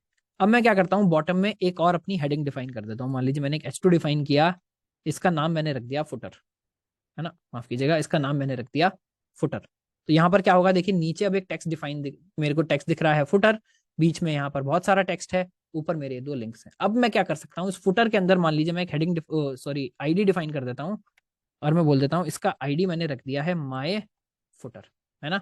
माय हाइफन फुटर मैंने करके इसका एक आईडी डिफाइन कर दिया। अब मैं क्या कर सकता हूँ, इस आईडी को मैं डाल देता हूँ लिंक के अंदर। तो गो टू बॉटम का जो लिंक है, या अगर आपको सेल्फ पेज पर कोई लिंक देना है तो आपको और कुछ देने की जरूरत नहीं होती, यू कैन जस्ट डिफाइन एक हैश, और उसके बाद मैं लिख देता हूँ मेरे एलिमेंट का आईडी। तो मैंने HRF में क्या किया, एक बार रिवाइज कर लीजिए। मैंने यहाँ बोला लिंक के अंदर मैं क्या डिफाइन कर रहा हूँ, हैश लगाया, और अपने एक दूसरे एलिमेंट का मैंने क्या दे दिया, यहाँ पर आईडी दे दिया। अब देखिए जब मैं जैसे ही गो टू बॉटम क्लिक करूंगा, जैसे ही मैंने इसको क्लिक किया तो देखिए फुटर मेरा एकदम पिक्चर में आ जाएगा, यानी फुटर मेरा एक्टिव जो भी स्क्रीन दिख रही है उसके अंदर आ जाएगा। अगर मान लीजिए इस पेज को मैं काफी ज्यादा छोटा कर दूं, है ना, मैं आपको इस पेज को बहुत छोटा करके दिखाता हूँ। मान लीजिए पेज हमने इतना छोटा कर दिया है। अब अगर मैं गो टू बॉटम दबाऊंगा तो इतना स्क्रोल करेगा कि फुटर इसकी इमेज में, फुटर इसके बेसिकली व्यू में आ जाए, है ना। तो हमको ये समझ आ गया कि हम अपने पेज का भी कोई लिंक लगा सकते हैं। हम चाहें तो मान लीजिए यहाँ से किसी और HTML का लिंक लगाना है, वो भी हम लिंक लगा सकते हैं, और हमने इंटरनेट पर किसी और वेबसाइट का लिंक लगाना है तो वो भी हम लगा सकते हैं, है ना। तो ये हुआ हमारा दोस्तों एंकर टैग। यहाँ पर मैं फिर से एक बार पॉज करता हूँ, हमने वीडियो टैग लिया है, एंकर टैग लिया है। अगर किसी का कोई डाउट है, कुछ चीज समझ नहीं आई है तो बेझिझक पूछ सकता है, माई हैंड रेज करिए और पूछ लीजिए। सर हैश का मतलब सर वो पार्टिकुलर पेज में ही सर लिंक खुलेगा। जी हाँ रोहित जी, थैंक यू। गजब डाउट आता है रोहित जी को बार बार। हाँ सर मैं बोल रहा हूँ वीडियो टैग में किसी भी वीडियो दे सकते हो, तो ये भी तो क्लास भी तो एक वीडियो है, तो ये भी क्या वीडियो टैग में डिफाइन है? क्लास भी एक वीडियो है, पर ये है कहाँ अभी, मतलब इसका कोई लिंक है जिससे इसको एक्सेस कर सकते हो? नहीं, मतलब ये जो वीडियो है ये तो वीडियो ही चल रहा है सर आपका, तो ये भी क्या वीडियो टैग देखो में इसको एक फाइल चाहिए, जब आप इसको लिंक दोगे तो लिंक किसी चीज का होना चाहिए ना। अब मैं बोलूं सर मेरे दिमाग के अंदर भी एक वीडियो चल रही है, क्या उसको भी इसमें लिंक कर सकते हैं? भाई नहीं कर सकते, यहाँ सिर्फ कोई फाइल होना चाहिए जिसको आप लिंक कर सकते हैं, है ना। तो वो फाइल का अगर आपके पास पाथ है तो उसको आप लिंक कर सकते हैं। वो इंटरनेट पर भी हो सकती है, आपके सिस्टम के अंदर भी हो सकती है।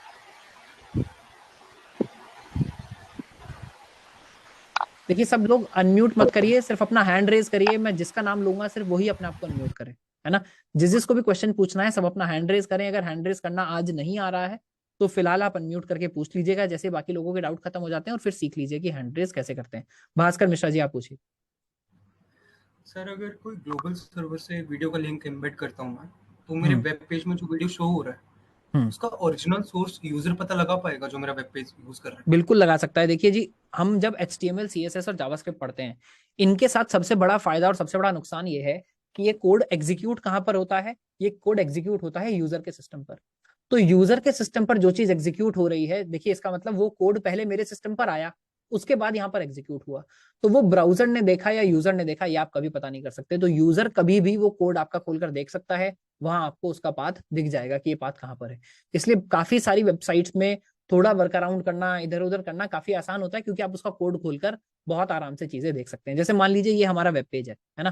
किसी यूजर को ये वेब पेज दिखा, है ना। अभी कोई ये देखना चाहता है गो टू केजी कोडिंग कहाँ पर है, ये लेकर कहाँ जाता है, तो आप क्या कर सकते हैं, आप यहाँ जाइए, एक ब्राउजर टूल्स की वैसे हम पूरी क्लास करने वाले हैं, और आप यहाँ करिए इंस्पेक्ट। यहाँ पर जाते ही आपको पूरा का पूरा कोड आपका दिख जाएगा, जो हमने कोड दिखा है, क्योंकि वो एग्जीक्यूट कहाँ हो रहा है, एग्जीक्यूट ब्राउजर पर हो रहा है। तो ब्राउजर पर जाके आप पूरा कोड देख सकते हैं, बॉडी दिख गया, पैराग्राफ दिख गया, href दिख गया, यहाँ जाकर ये देख सकता है kgcoding.in कहाँ जाता है। इसी तरह से वीडियो भी अगर यहाँ पर है तो वीडियो का लिंक भी बड़े आसानी से इसी तरह से देखा जा सकता है। आपका कोई भी कोड जो आप HTML लिख रहे हैं, ये मानकर चलिए वो पब्लिक है, उसको सेफ रखने का कोई तरीका नहीं है। इसके बहुत सारे एलिबोरेट तरीके बनाए जाते हैं। क्या कोड का बाद में नाम चेंज कर दिया जाता है, वेरिएबल्स का बाद में नाम गड़बड़ कर दिया जाता है, इसलिए क्योंकि जो चीजें क्लाइंट पर जाकर एग्जीक्यूट हो रही हैं वो क्या होंगी, जो सामने वाला है वो भी उसको देख सकता है, कॉपी पेस्ट कर सकता है, चला सकता है।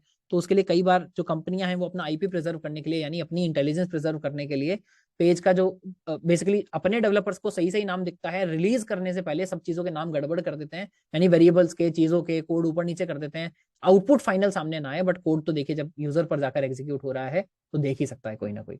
शुभम जी आप बताइए। अच्छा मैं ना अब आपके क्वेश्चन का जवाब देकर आगे बढ़ जाऊंगा, अगले बंदे से पूछूंगा, बट अगर आपको लग रहा है क्वेश्चन आंसर नहीं हुआ है तो प्लीज दोबारा हैंड रेज करिएगा और बताइएगा कि नहीं सर मेरे क्वेश्चन का आंसर नहीं हुआ, या मैं कुछ और कहना चाह रहा था आप कुछ और समझ गए, दोबारा पूछ लीजिएगा।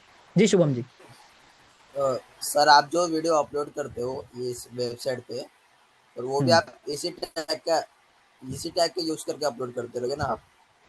नहीं बेटा, मैं तो एक सॉफ्टवेयर के अंदर अपलोड कर रहा हूँ जिससे दिख रही है ना, पर वो भी आप डायरेक्टली लिंक नहीं कर पाएंगे क्योंकि वो क्या है, वो सिक्योर्ड है, वो लिंक से कोई भी एक्सेस नहीं कर सकता। इसमें क्या होता है, ऑथेंटिकेशन ऑथराइजेशन के कॉन्सेप्ट आते हैं जो हम आगे चल के पढ़ेंगे जब हम बेसिकली नोड तक पहुंचेंगे, कि जस्ट बिकॉज किसी के पास कोई वीडियो है इसका मतलब ये नहीं ना कि कोई भी उस वीडियो को एक्सेस कर सकता है ना।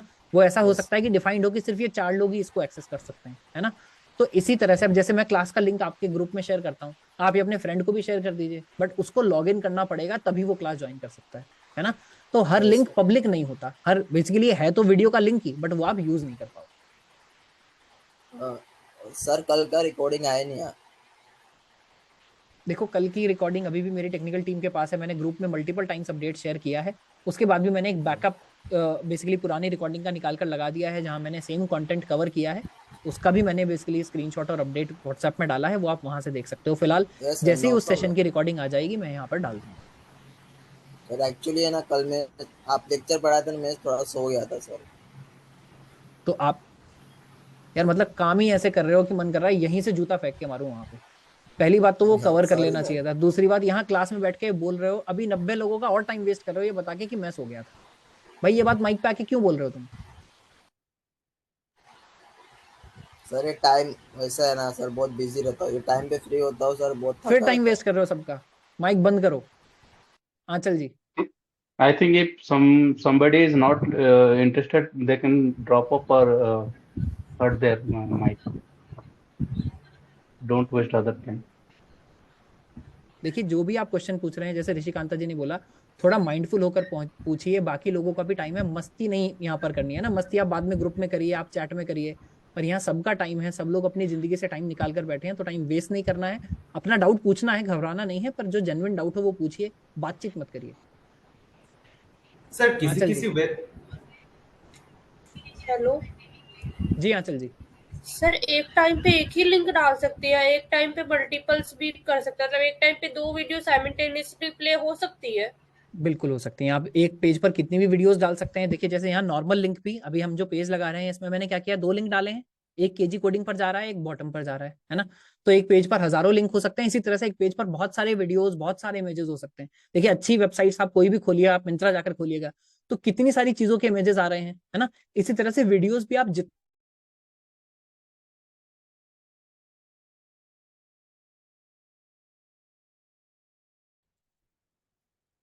जब आपका क्वेरी हो जाए तो अपना हैंड डाउन कर लीजिएगा। मुकेश जी।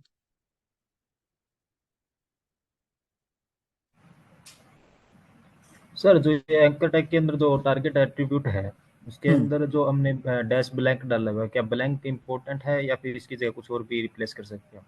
देखिए इसके 2-3 वैल्यूज और होते हैं, बट बाकी वैल्यूज जनरली यूज नहीं किए जाते हैं, मैंने भी कभी नहीं किए, मुझे नहीं पता है। 4 वैल्यूज होते हैं जो सजेस्ट कर रहा है कि आप असाइनमेंट मान लीजिए, इसको बेसिकली एक्सप्लोर करिए और एक पोस्ट डालिएगा हमारे प्लेटफॉर्म पर ताकि बाकी बच्चे भी आपसे सीख पाए, है ना। सर किया था मैंने, जैसे कि ब्लैंक की जगह हम रैंडमली कुछ भी डाल देते हैं तो शो करता है सर। हाँ हिट एंड ट्रायल मत कीजिए, एक बार MDN डॉक्यूमेंटेशन पर जाइए, वहां देखिए, टारगेट को सर्च करिए, वहां वो बताएगा एक एक चीज की किस टारगेट का क्या मतलब है ना। और अगर वहां से समझ ना आए तो हमारे पोर्टल पर क्वेश्चन डालिएगा कि मुझे टारगेट नहीं समझ आया है, फिर मैं समझाऊंगा, मैं पढ़ूंगा और समझाऊंगा, बेसिकली अभी मुझे नहीं पता है। सर किसी वेबसाइट में नहीं, एक एक करके, मैं जिसका नाम लूंगा वही डाउट पूछे, है ना। सब लोग लाइन से लगे हुए हैं, आपको डाउट पूछना है, हैंड रेज करिए। मुकेश जी। मुकेश जी ने हाथ डाउन कर लिया नाम लेते ही। औरंगजेब जी। सर इसमें ना आपने अभी एक टैग बताया था वीडियो का, ठीक है, तो उसमें एक एट्रीब्यूट है कंट्रोल। कंट्रोल का एट्रीब्यूट जब हम यूज कर रहे हैं तो उसमें बहुत सारे कंट्रोल्स आ रहे हैं, राइट? तो उसमें एक डाउनलोड का भी ऑप्शन आ रहा है, तो क्या उस पे भी हम कंट्रोल कर सकते हैं क्या? कि मतलब मैं नहीं चाहता कि डाउनलोड का ऑप्शन मिले किसी को।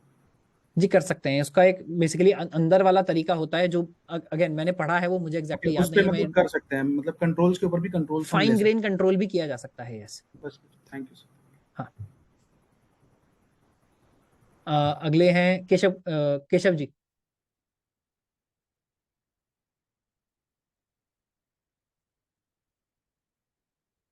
आपने हाँ हेलो जी।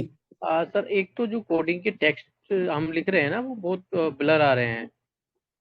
देखिए मैंने बार बार बोला है, क्लास के स्टार्टिंग में कई बार बोला है, जिसको भी ऐसा लग रहा है कि चीजें ब्लर दिख रही हैं, एक बार क्लास का स्क्रीनशॉट लीजिए, एक बार अपनी इंटरनेट स्पीड का स्क्रीनशॉट लीजिए, हमारे मेंटर को भेजिए कि आज हो रहा है। इसके बाद जब आप रिकॉर्डिंग देख लीजिएगा, अगर कुछ एग्जैक्टली चीज समझ नहीं आ रही है तो वहां पर सब चीजें साफ होंगी, क्योंकि उस समय इंटरनेट स्पीड आपकी मैटर नहीं करती है। मैं एक बार अपनी टेक टीम को दिखाऊंगा। देखिए शुरुआत की 2-3-4 क्लासेस में ऐसा हो सकता है, कल कोई और प्रॉब्लम थी, आज मैंने कोई और ऑप्शन ट्राई किया है, आज कोई और प्रॉब्लम है। 1-2 दिन में हम सेट हो जाएंगे, हमको समझ आ जाएगा क्या यूज करना है। इसके अलावा आपका कोई डाउट है क्या? हाँ सर, एक मुझे क्वेरी थी मेरी। हाँ। जैसे अभी हम इसमें वीडियो ऐड कर रहे थे, तो जैसे कोई न्यूज चैनल है, उसका लाइव वीडियो बफरिंग करता है, तो वो कंटेंट वो मतलब सिक्योरिटी पर्पज देखिए रहेगा कि वो वो अलग एक्सेसिबल है कि नहीं है? प्रोटोकॉल होता है। यहाँ पर आप सिर्फ नॉर्मल वीडियोस ऐड कर सकते हैं, है ना। जो लाइव वीडियोस वगैरह होते हैं वो जनरली यूडीपी प्रोटोकॉल से आते हैं, वो काफी मुश्किल होते हैं, वो हम यहाँ पर एक पेज में लगाकर ऐड नहीं कर पाएंगे, है ना। क्योंकि लाइव में आपको लगातार कंटेंट बेसिकली लाना होता है, कोई पर्टिकुलर फाइल नहीं होती है, उस हिसाब से आप उसको यूज करते हैं, है ना। तो लाइव वीडियो लगाना थोड़ा सा कॉम्प्लिकेटेड है, वो अभी यहाँ हम नहीं लगा पाएंगे। ओके सुजीत जी। सर एक मतलब किसी भी वेबसाइट में ऐसा होता है, कमेंट्स में लिंक को डिसेबल कर देता है, मतलब वो हाइपर लिंक नहीं रहता है, वो कैसे होता है? मतलब वो कैसे होता है? मतलब बहुत सारे देखिए वो वेबसाइट तो में बाय डिफॉल्ट है। जब आप कहीं पर कुछ भी लिख रहे हैं तो बाय डिफॉल्ट टेक्स्ट है। आपको ये सोचना चाहिए कि जो लोग उसको लिंक बना देते हैं वो क्या करते हैं। अगर कहीं पर कोई कमेंट बॉक्स है और आप वहां टेक्स्ट लिख रहे हैं, आप वहां लिंक डालिए, कुछ भी डालिए, वो तो टेक्स्ट ही रहना चाहिए। तो बाकी लोग उसको लिंक कैसे बनाते हैं वो काम करते हैं। डिसेबल करने के लिए कोई काम नहीं करना है, क्योंकि वो तो टेक्स्ट ही है ना। जो लोग लिंक बनाते हैं वो बाय डिफॉल्ट पहले जाकर कमेंट को पार्स किया जाता है। पार्स मतलब कमेंट को पढ़ा जाता है, उसमें देखते हैं क्या कोई फॉर्मेटिंग आपने दिया है। जैसे व्हाट्सएप में आजकल क्या होता है, आप दो चीजों को दो स्टार के बीच में रखिएगा तो बोल्ड हो जाएगा, है ना। तो ऐसे फॉर्मेटिंग के ऑप्शंस होते हैं, वहां जो पहले आपका टेक्स्ट है उसको वो देखेगा कि आपने मार्कडाउन जैसे एक फॉर्मेट होता है, मार्कडाउन में तो नहीं लिखा, उसके फॉर्मेटिंग लगाएगा। जो बेसिकली जो भी तरह की फॉर्मेटिंग सपोर्ट कर रहा है ना। अगर आपने कोई लिंक दिया है तो पहले लिंक को आइडेंटिफाई कर लेते हैं और उसको इंटरनली लिंक टैग के अंदर डालकर फिर अपने कंटेंट पे पोस्ट करते हैं। तो होता यह है, इसको बोला जाता है रिच एचटीएमएल, है ना। तो आप क्या करते हैं, एक नॉर्मल कमेंट डालते हैं, जो वेबसाइट है वो उसको एक रिच एचटीएमएल में कन्वर्ट करके तब अपनी स्क्रीन पर शो करती है, तो तब आपका लिंक को विजिबल होता है। अगर कुछ भी नहीं करना है, बेसिकली जब हम यहाँ पर नॉर्मल टेक्स्ट बॉक्सेस देख रहे होंगे, अभी हम आगे चल के देखेंगे, टेक्स्ट बॉक्सेस लेंगे, उससे कंटेंट लेंगे, उसके अंदर कोई कुछ भी डालेगा वो टेक्स्ट बॉक्स की वो टेक्स्ट ही रहेगा, वो लिंक नहीं बनेगा। मतलब मैं जब पोस्ट करता हूँ वो टेक्स्ट की तरफ ही जाता है, मतलब जब बिल्कुल, वो क्योंकि आप टेक्स्ट लिख रहे हैं। वेबसाइट पार्स करके वो लिंक बना देता है। करेक्ट। हाँ, वहां पर इसलिए कभी कभी वो अलाउ नहीं करते। बिल्कुल ठीक है, मुझे लग रहा है यहाँ पर हमारे डाउट्स जो हैं वो कवर हो गए हैं। अब चलते हैं हम आगे, एंकर टैग से थोड़ा सा आगे बढ़ते हैं। एंकर टैग से अगला क्या है, यहाँ देखिए बहुत सारे अगेन टेक्स्ट फॉर्मेटिंग की आप बात कर रहे थे, टेक्स्ट फॉर्मेटिंग के सारे टैग्स हैं जो हम यहाँ HTML में यूज कर सकते हैं। यही रिच आपके HTML में भी यूज किए जाते हैं। क्या क्या है देखिए, 4 टैग्स यहाँ पर, 4-5 टैग्स हमको दिख रहे हैं कौन कौन से। आप बी के अंदर कुछ भी लिख सकते हैं बोल्ड के लिए, आई के अंदर लिख सकते हैं इटैलिक के लिए, यू के अंदर लिख सकते हैं अंडरलाइन के लिए, एस के अंदर लिख सकते हैं स्ट्राइक थ्रू के लिए। तो देखिए यहाँ क्या हो रहा है, ये ओपनिंग और क्लोजिंग टैग्स हैं, है ना। तो बोल्ड के लिए हमने क्या किया, ओपनिंग टैग किया, क्लोजिंग टैग किया, बीच में बोल्ड लिखा, तो देखिए क्या हुआ, ये बोल्ड होकर दिख रहा है। मैं अज्यूम कर रहा हूँ बोल्ड इटैलिक हम लोगों ने कहीं ना कहीं टेक्स्ट फॉर्मेटिंग में यूज किया, तो हमको समझ आ रहा है। बोल्ड, इटैलिक, अंडरलाइन में क्या हुआ, देखिए नीचे अंडरलाइन आ गई है। स्ट्राइक थ्रू में क्या हुआ, जैसे अभी अगर आप लोगों ने सुना हो, मुझे पता नहीं, एप्पल ने अभी अभी स्ट्राइक थ्रू सपोर्ट करना शुरू किया अपने मैसेजिंग प्लेटफॉर्म पर। तो स्ट्राइक थ्रू का क्या मतलब है कि कई बार आप ये दिखाना चाहते हैं कि पहले यहाँ पर ये लिखा हुआ था, अभी हमने ठीक करके इसको कुछ और किया है ना। एक तरीका तो है डिलीट करके आप कुछ और कर दें, पर कई बार ये दिखाना होता है एक्सप्लिसिटली कि ये है, पर अब ये काट कर कुछ और कर दिया गया है। तो स्ट्राइक थ्रू जो ऑप्शन है वो आप कर सकते हैं, स्ट्राइक थ्रू टैग यूज करिए। एक बार जल्दी से इसको यूज करके देख लेते हैं। हम एक नया फाइल बना लेता हूँ, नाम मैं रख लेता हूँ टेक्स्ट फॉर्मेटिंग .html।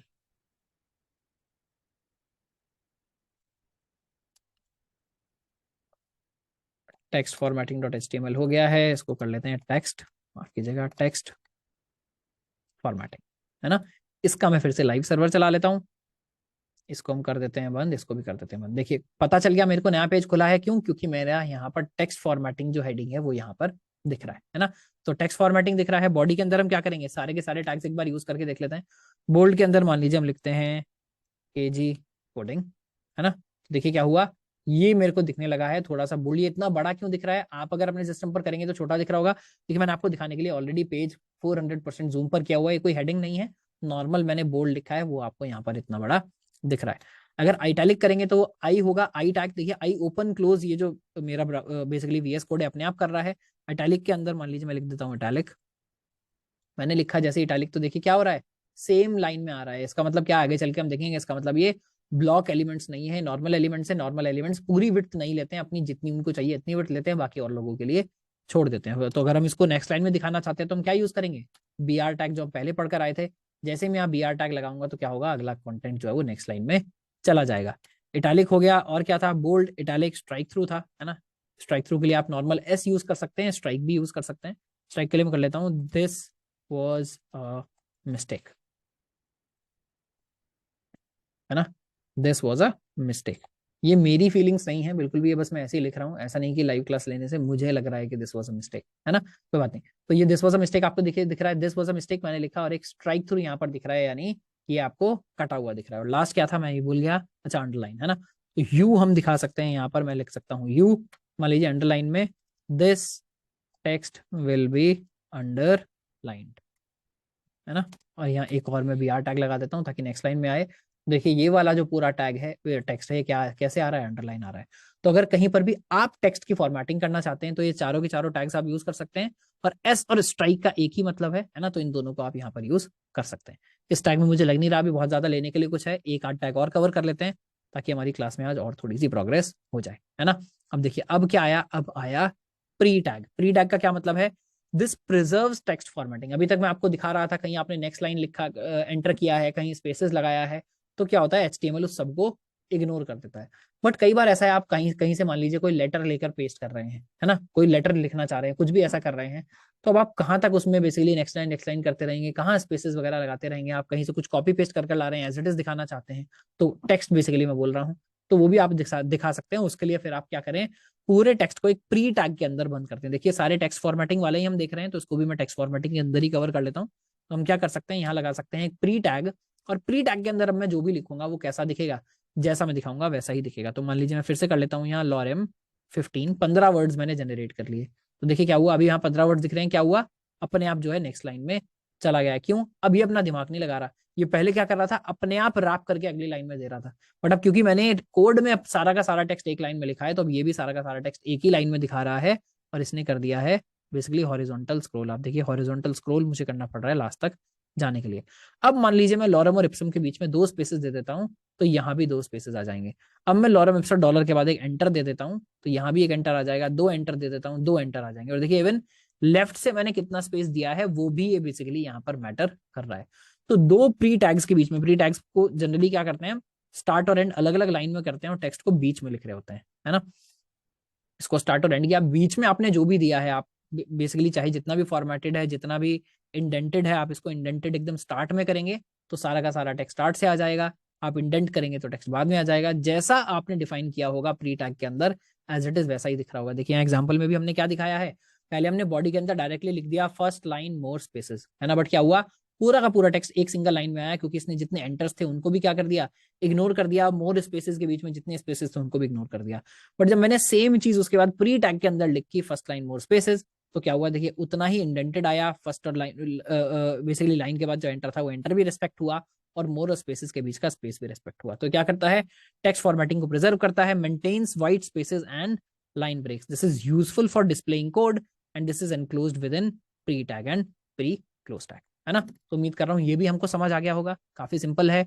उसके बाद बिग एंड स्मॉल, ये भी अगेन एक टेक्स्ट फॉर्मेटिंग वाले टैग्स हैं। क्या है, आपको कोई भी टेक्स्ट बड़ा दिखाना है, कोई भी टेक्स्ट छोटा दिखाना है, तो आप क्या यूज कर सकते हैं, बिग यूज कर सकते हैं या स्मॉल यूज कर सकते हैं। देखिए आइडियली ये टैग्स कभी भी यूज होते नहीं है, क्योंकि अगर हमको सच में कुछ बड़ा या छोटा करना होगा तो हम कैसे कर रहे होंगे, CSS से कर रहे होंगे। अच्छा किसी ने शायद कमेंट में भी लिखा है टेक्स्ट फॉर्मेटिंग सीएसएस का काम नहीं है। देखिए बिल्कुल काम है, बेसिक फॉर्मेटिंग पहले से यहाँ पर भी दी जाती है, आप चाहें तो ये सारा काम सीएसएस से भी कर सकते हैं।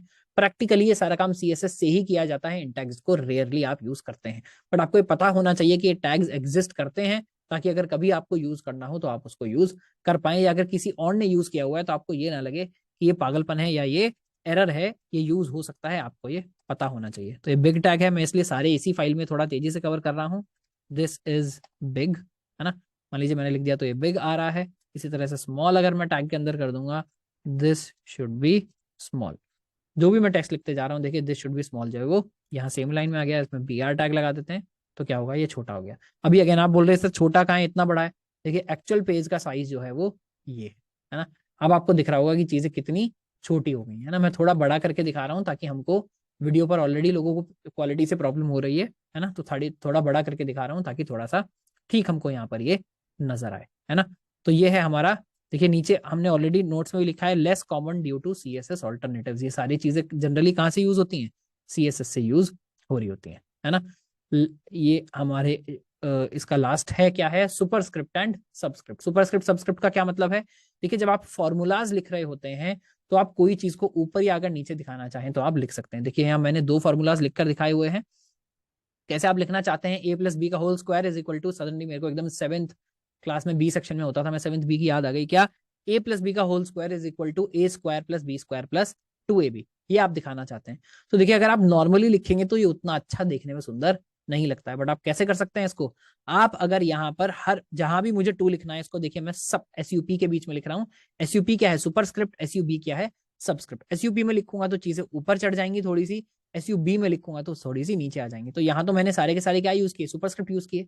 अगर मान लीजिए मैं कोई केमिस्ट्री का फॉर्मूला लिख रहा हूँ, क्या, CH4 + O2 is equal to H2O + CO2, तो यहाँ पर देखिए बड़ा अजीब सा लग रहा है, देखने में समझ नहीं आ रहा, बट जैसे ही मैं यहाँ सबस्क्रिप्ट टैग को यूज करूंगा, CH4 + O2 is equal to H2O + CO2, यहाँ पर एकदम क्लियरली ये नजर आ रहे हैं। क्या बोल रहा है, this does not change the font size, just position को ये चेंज करता है, use for mathematical equations and footnote. Generally उसके लिए हम सबस्क्रिप्ट और सुपरस्क्रिप्ट को यूज यहाँ पर कर रहे होते हैं, है ना।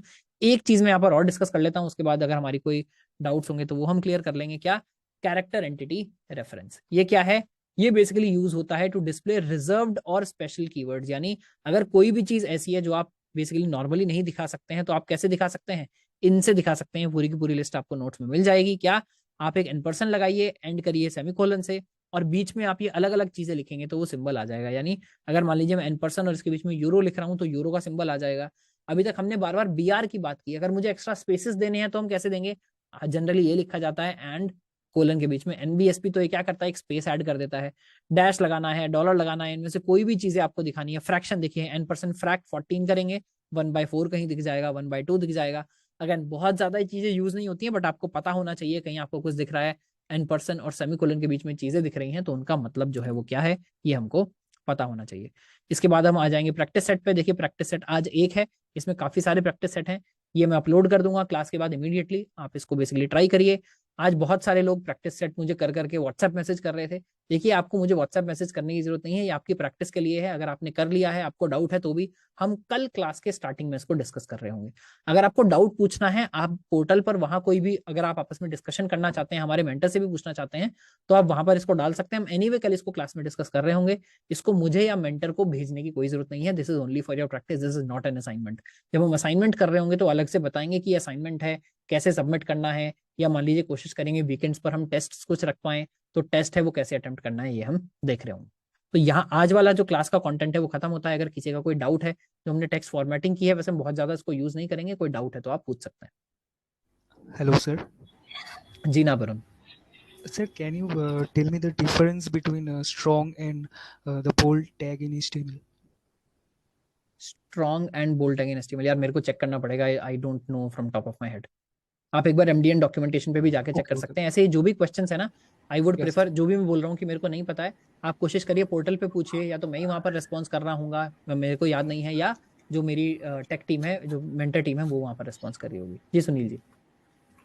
हाँ सर, मैंने भी नोटिस किया है, जो बिग टैग आ रहा था वो रेड कलर में आ रहा था, कोई इसका रीजन है क्या? बिग टैग रेड कलर में आ रहा था मतलब? Yes sir. अच्छा यहाँ पर यस अगेन सर। यार ये भी मेरे को नहीं पता ऐसा क्यों हो रहा है, ये हो सकता है इस फॉर्मेटिंग की वजह से हो, जो या यूज ना अब हो रहा हो, या इसको रिकमेंड ना हो किया सकता जाता है, हो। हो सकता है। हम एक बार अगेन अगर हम MDN पर चेक करेंगे, अगर ये डेप्रिकेट हो गया है या ऐसा कुछ है तो वहां पर दिख जाएगा। Okay sir. वैसे हम इस पे होवर करेंगे तो भी MDN खुल जाना चाहिए था। आई एम नॉट श्योर कि MDN यहाँ पर खुल क्यों नहीं रहा है। हो सकता है ये अभी डेप्रिकेट हो गया, आप सही बोल रहे हैं। ओके। हाँ, एनीवन एल्स? कमल हेलो जी, सर। कमल जी जी जी जी सर, नमस्कार। आवाज आ रही है सर? आवाज आपकी कट रही है बहुत ज्यादा, एक बार बोलिए। आ रही है क्लियर? नहीं सर, कमल जी आपकी आवाज नहीं आ रही है। आपका जो भी डाउट है आप कोशिश करिएगा पोर्टल पे पूछिए, मैं वहां से आंसर करूंगा, या मेंटर को मैसेज करिएगा। सुजीत जी। सर मैं जो बोल रहा था, वो जो रिजर्व्ड वर्ड्स है, मतलब जो कैरेक्टर है, स्पेशल कैरेक्टर, उसके लिए क्या याद रखना पड़ेगा वो चार्ट? देखिए याद कभी कुछ नहीं रखना होता है, आपको जब भी दिखाना है आप तभी इसको लुकअप करते हैं, तभी देख लेते हैं। जैसे आप भी देख रहे हैं बहुत सारे छोटे छोटे क्वेश्चंस हैं सिंटेक्स के, वो मुझे याद नहीं है, क्योंकि जब भी ऐसे क्वेश्चंस आते हैं इनको गूगल कर लेना, चैट जीपीटी कर लेना ज्यादा आसान होता है, ताकि आप अपनी मेमोरी इसके लिए खराब करें और इन सब चीजों को याद रखें।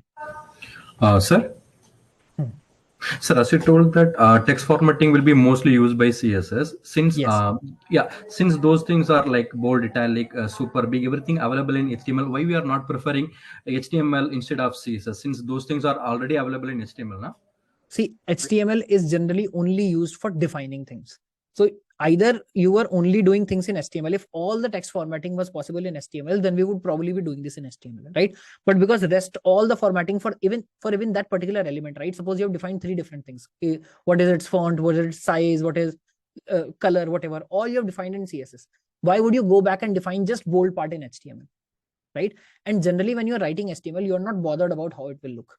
That is the job of CSS. That's what you would do in CSS. So actually when HTML came up, right, CSS was not there. Initially, everything used to be done in HTML. And slowly people realized that content part is very, very little and the formatting part is huge. And that's why CSS was born, and slowly it took over most of the things, right? So these days, most of the character formatting or basically text formatting, whatever, is not done in HTML, and most of that is done in CSS. Got it, sir. Thank you. Yeah.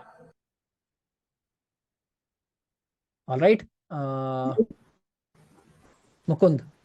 Hello sir. जी sir जैसे मान लीजिए जैसे Facebook को अगर हम अपने web पे अपने लैपटॉप पे खोलते हैं और सर जैसे उसमें कोई वीडियो हम अपलोड करते हैं और फिर जब हम उस वीडियो को प्ले करते हैं तो सर कहीं ना कहीं ये जाके HTML में सर वीडियो टैग से ही प्ले हमारी स्क्रीन पे हो पा रहा है। बिल्कुल, वो शायद बैकएंड में पहले जाता होगा, फिर वहां से कुछ देखिए भी हर जगह वीडियो टैग यूज नहीं होता है। बहुत सारी जो ये बड़ी कंपनीज हैं क्या करती हैं, अपना वीडियो प्लेयर बनाकर रखती हैं, अपने जावास्क्रिप्ट में इनका अपना वीडियो प्लेयर होता है ना। तो जैसे अगर आप यूट्यूब सोच रहे हैं कि अगर यूट्यूब जो वीडियो दिखा रही है क्या वो वीडियो टैग के अंदर ही है, नहीं, वो जनरली अपना अलग प्लेयर बनाकर रखते हैं। ये जो वीडियो प्लेयर है ये HTML5 ने बनाया है, जो ब्राउजर जनरली सपोर्ट करते हैं। बट कहीं पर भी आप वीडियो देख रहे हैं, जरूरी नहीं कि वो वीडियो टैग से ही प्ले हो रहा हो। ओके सर तो जनरली हम ये कह सकते हैं ये जो HTML है ये बेसिकली कंटेंट है। हमें किस बारे में ये पूरा सर हम कंटेंट लिख रहे हैं, एक तरीके से स्ट्रक्चर है, एक तरीके से हम कंटेंट लिख रहे हैं, हम ये कह सकते हैं जो पेज का कंटेंट है सारा वीडियो। देखिए भास्कर जी ने ऑलरेडी कमेंट में डाल दिया है that the big text formatting is deprecated and that's why it is coming as red and that's why MDN documentation उस पर लिंक नहीं हो रहा है ना। तो इस तरह का डिस्कशन देखिए जब हम क्लास के चैट में करेंगे ये भी अच्छा है, but this generally gets lost, है ना। तो ये बेटर होगा अगर हम ये डिस्कशन अपने प्लेटफॉर्म पर कर रहे हो, ताकि अगर आप 1 महीने बाद भी आकर देख रहे हैं, आपके पास इसका एक्सेस लंबे टाइम तक रहने वाला है, बाद में भी आकर देख रहे हैं, तो you can access all of this things, है ना। चलिए, क्लास में बहुत मजा आया। आज का जो असाइनमेंट है उसको करने की कोशिश कीजिएगा, बाकी हम डिस्कस करेंगे कल, जो भी ये पूरा का पूरा प्रैक्टिस सेट है। और वैसे ही जय हिंद, जय Bharat. Sir sir sir sir ये प्रैक्टिस सेट को सर डिस्कस नहीं हो पाता है सर, क्लास में प्रॉब्लम आ जाता है। आप ऐसे बात कर रहे हैं रविंद्र जी जैसे 10 प्रैक्टिस सेट हो चुके हैं। आज भी तो आकर हमने पहले डिस्कस किया ना, आप क्लास के स्टार्टिंग में थे। सर मैंने नहीं बोला है। अच्छा, किसने बोला है? जिसने बोला है? हाँ रोहित सर जी, मैं ज्वाइन लेट से हूं, तो आप लेट ज्वाइन करेंगे तो मैं क्या करूं? रिकॉर्डिंग जाकर देखिए, डिस्कस हुआ है स्टार्टिंग में। Hello sir, Ravindra. शर्म भी नहीं आती है बोलने में कि डिस्कस नहीं होता है। जी रविंद्र जी बताइए, माफ कीजिएगा। हाँ सर, सेकंड जो प्रैक्टिस सेट है उसमें सेकंड नंबर जो है use an image with height 300 which is a link to another page. मतलब जो अनदर पेज में जो लिंक है उसको लिंक करना है, या इसका मतलब इमेज है, इमेज पर मैं क्लिक कर पाऊं और इमेज पर क्लिक करके कहीं और चला जाऊं, ये करना है। Okay okay. ऑलराइट, चलिए कल मिलेंगे। बाकी जो भी इसमें कंफ्यूजन होगा कोशिश करिए पोर्टल पर डिस्कस करने की। जय हिंद, जय भारत।